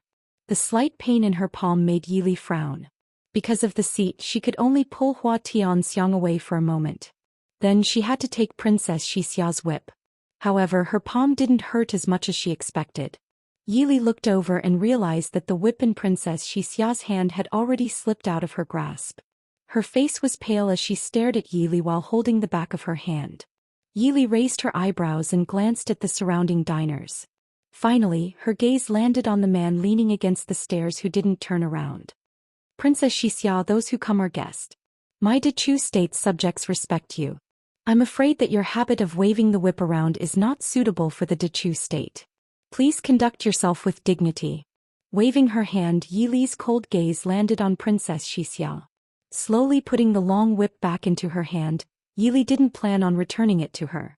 The girls of this era, even the cheerful and lively Murong-Ting, knew their limits. How could this Princess Xixia play with such a dangerous toy? I will have someone send it to the Princess Royal's residence. Yili, you think you can be proud just because you won the title of 100-Flower Queen? Didn't you get abandoned by Prince Li? Didn't you have to marry that trash of a Prince Ding?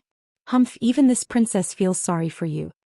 Yili's eyes were cold. I think that with Princess Xixia's knowledge and intelligence, she probably can't understand the significance and status of the Ding King's residence in the Dechu state.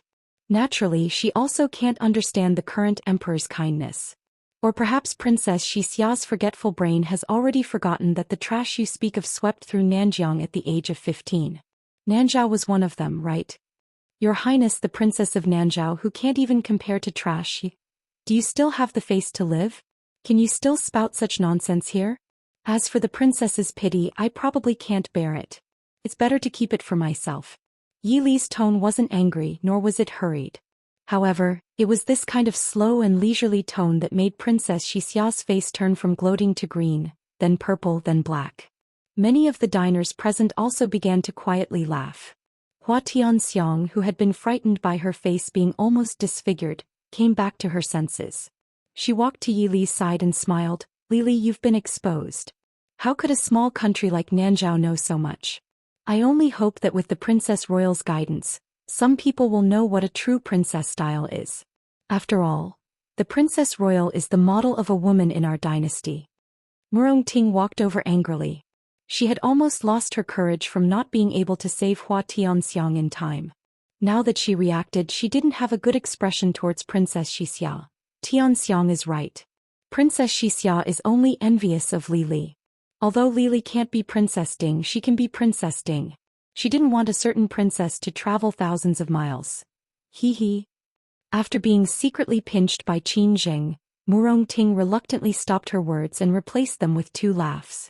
However, the meaning of that unfinished sentence was already clear enough. What's going on? Xixia, what are you doing? The door to the private room was opened again. Jingli looked at this scene with a cold face and sword-like brows furrowed. When his gaze fell on Yi Li, his face became even more gloomy. Brother Jingli, they're bullying Xia. Seeing Jingli come out, Princess Xixia hurriedly leaned over, a trace of a girl's delicate appearance on her face. Everyone present pretended to be eating seriously, but their ears were pricked up. His Highness Prince Li was going to get married at the beginning of next month, right? Why was he having a tryst with Princess Xixia in a restaurant? Could it be that after His Highness Prince Li abandoned the Yi family's 3rd miss, he was finally going to abandon the Yi family's 4th miss?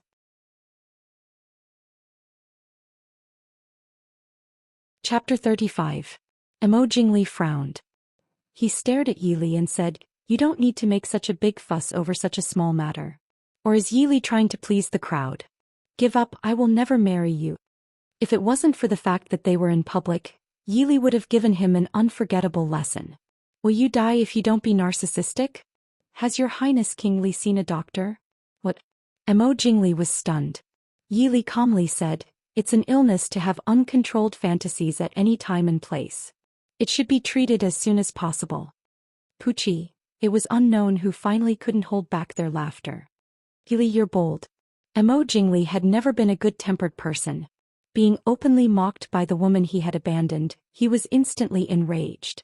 His cold eyes released a trace of hostility. He raised a hand to grab Yi Li. Yi Li's eyes flashed coldly. She flipped her hand and her right hand that was hidden in her sleeve had already grabbed something.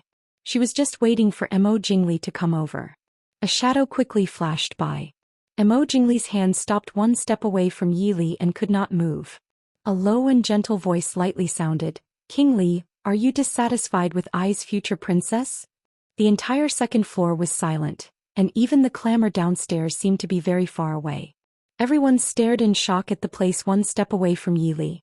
A youth wearing brown robes had firmly grabbed Jingli's wrist that was reaching for Yi Li. But everyone present, including Jingli, did not see where this youth had come from. Jingli glared fiercely at the youth and then quickly looked towards the source of the voice. Yi Li didn't look at the person blocking Jingli.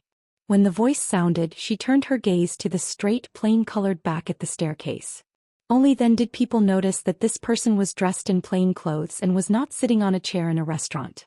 Instead, he was sitting on a wheelchair with an unusual style. However, because he had arrived early and his side was blocked by a vase half the height of a person, not many people noticed this. Originally, he seemed to be looking down at the situation in the lobby from the carved railings. It was only now that he turned his head slightly, allowing people to see half of his handsome face. He raised his hand and exerted force on the wheelchair. The wheelchair slowly turned to face the crowd. The man in the wheelchair was dressed in ordinary cotton clothing, but he did not have the decadence and dejection of people with disabilities. Even the people standing in front of him seemed to be shorter than him and could only look up at him. There was a kind of person who didn't need fancy clothes or treasures, didn't need great power and guards. As long as he was there, he was in existence above everyone else. Half of the man's face was elegant and handsome, and had an innate noble and dignified aura. The left side of his face was covered by a frost mask made of an unknown material. It covered the entire left side of his face, but it gave people a mysterious feeling that they wanted to explore, even though they knew that underneath it was a hideous scar. Emo Jingli. Xiu Yao. After a long time, Emo Jingli finally spat out these 3 words. The 3 words Emo Xiu Yao seemed to have a magical power, causing the people who were originally stunned to finally come back to their senses. They looked in surprise at this person who had not appeared in people's lives for many years, and who was still graceful and calm even in a wheelchair. Looking at the man in front of them who was completely different from what they had imagined, the people who had long been used to the idea that Prince Ding was a crippled piece of trash suddenly remembered that this man had once been a stunning youth. This was once the second legitimate son of the Ding kingdom, and was once the object of envy of all the youths in the Dechu state. His literary talent was outstanding, and he was known as the world's #1 scholar. His martial arts were outstanding, and like his ancestors, his art of war was godly. At the age of 15 he was invincible in the southern border. He once had the most beautiful and talented woman in the capital as his fiancée, and both of them were the envy of the world. However, his good luck seemed to have suddenly ended when he was 18. His only elder brother died of illness, and the youth who had hurriedly inherited Prince Ding's title once again set out, but he was almost defeated and returned in defeat. Although the youth had turned the tide in the end, he had paid a price that could never be erased. Heavy injuries, disfigurement, and crippled legs. As if the heavens didn't think this was enough of a blow, 3 months later his fiancée who had been engaged to him for many years died of illness. From then on, there were only a few people in the capital who could occasionally see Prince Ding's figure. If the youth Emo Xiuyao was said to be stunning, in high spirits, and as dazzling as a raging fire. But when they met again a few years later, he was as warm and proper as jade, as calm and elegant as water. And how many people knew how much pain he had experienced during this change? Emo Jingli, I haven't seen you in many years, but you've grown up. Emo Xiuyao looked at Yi Li, who was staring at him, before turning his gaze to Emo Jingli. Emo Jingli's already expressionless face became even more stiff, and he harshly said, "What happens to I has nothing to do with you." Emo Xiuyao nodded in agreement. I indeed don't intend to care about what you want to do, but, even if you don't want to pay attention to your own status, it's best to pay attention to other people's status. Emo Jingli frowned, looked at Yi Li, and a trace of ridicule appeared on his face. He waved away the youth who was clamping down on him and turned back to look at Emo Xiuyao. You want to stand up for her? Emo Xiuyao, you can't have really taken a fancy to this woman, right? You know, since we were young, our tastes have been as different as heaven and earth. Emo Xiuyao didn't get angry, and there was even a faint smile on his face. Also, to be disrespectful to the future mistress of the Ding royal household, Jingli, are you sure you want to do this? Emo Jingli's face darkened and he fiercely glared at Yi Li. He disdainfully smiled at Emo Xiuyao and said, "Ha, the future mistress of the Ding royal household? Emo Xiuyao, are you sure you're talking about this woman?" Princess Ding and the mistress of the Ding royal household were 2 completely different concepts to the imperial family. If it was only Princess Ding, he could still ignore it, but if this woman really took control of the Ding royal household. Emo Jingli suddenly realized that it was a big mistake to encourage his emperor brother to marry this woman to Emo Xiuyao. Your Highness Prince Li, please watch your words. The brown-clothed youth who had retreated to the side stared at Emo Jingli with an unkind expression. Emo Jingli snorted, and without saying goodbye he turned around and went downstairs. Princess Xixia, who was following beside him, looked at the situation in front of her with some confusion. She frowned and quickly chased after him. The good show was over, and many people who had been stimulated by the news they received today also left in 2s and 3s, pretending that nothing had happened. After a while, the only people left on the second floor were Yi Li's table and Emo Xiuyao's table. Yi Li helplessly smiled bitterly in her heart. After today, the capital would definitely be very lively. Cough cough, greetings to Prince. I suddenly remembered that I still have some things to buy. Jinger Murong Ting, come with me. Hua Tianxiang lightly coughed and prepared to run away without any sense of loyalty. Qin Zheng and Mu Rongting also quickly nodded. After seeing Emo Xiuyao nod in agreement, they quickly went downstairs. Before Qin Jing left, she didn't forget to give Yi Li a worried and encouraging look. Seeing the figures of her good friends disappear at the top of the stairs, Yi Li sighed in amusement. They wouldn't think that she was embarrassed like other little girls, right? Alright, seeing a fiancé that she had never met in this kind of situation, it seemed that she should express a certain degree of shyness. Thinking about it, Yi Li decided to give up on such a difficult performance. She raised her head and looked at Emo Xiuyao, who was also sizing her up. Prince, why don't we change places to talk? After all, people still have to do business here.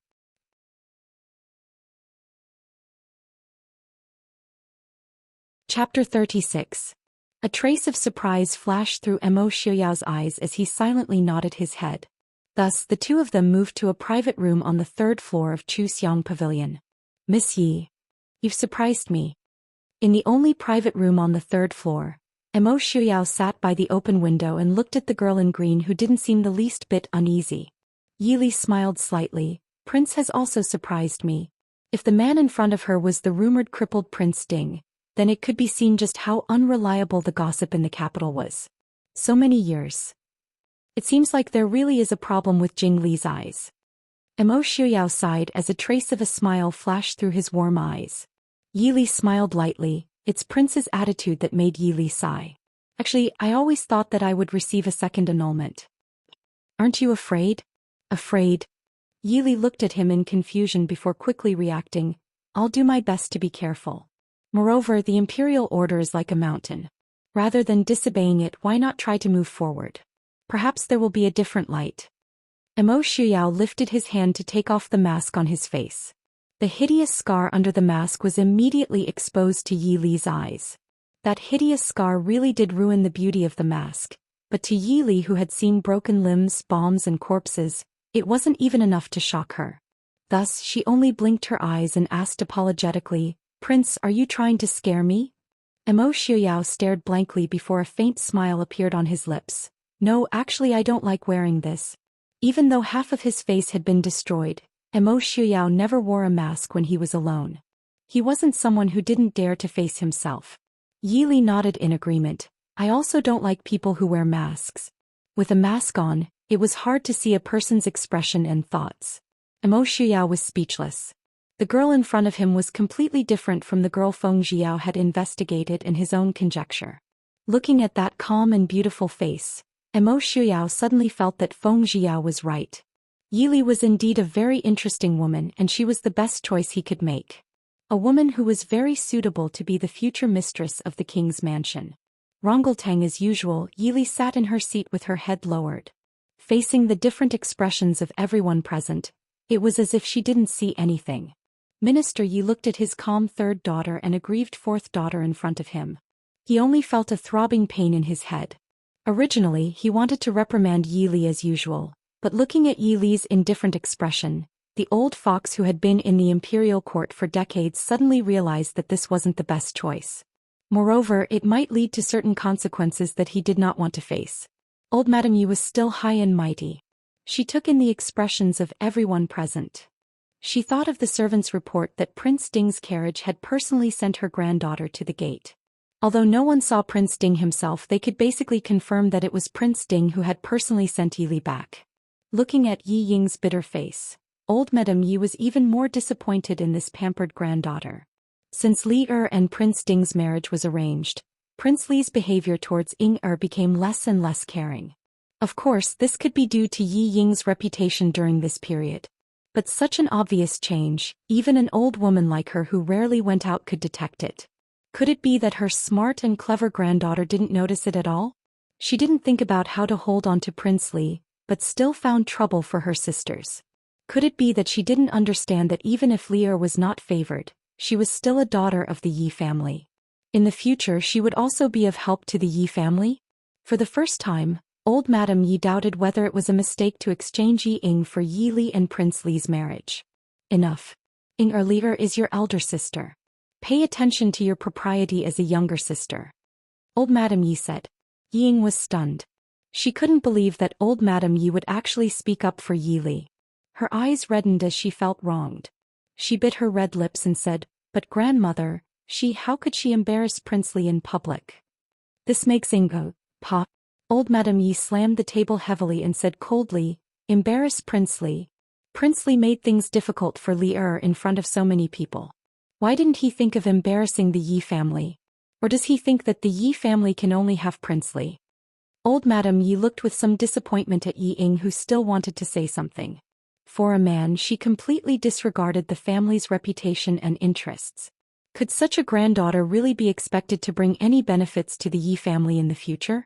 She was afraid that one day she would sell the Yi family for Prince Li. Or did she think that it would be better if Li Er's reputation was ruined? One's glory, one's loss, all's loss. She didn't even understand what Wang Shi had taught her all these years. Her cold gaze swept across Wang Shi. Wang Shi couldn't help but shrink back, not daring to meet old Madame Ye's gaze directly. Father. Minister Yi frowned with some headache. He was also somewhat dissatisfied with Mo Jingli. He could pretend that he didn't know that Prince Li wanted to make things difficult for Li but that had to be done in private. By making things difficult and ridiculing openly, he wasn't slapping Yi Li's face. He was trampling on the Yi family's face. If it wasn't for the second daughter in the palace and the little grandson that was about to be born, so what if he was the emperor's younger brother? How could he tolerate it like this?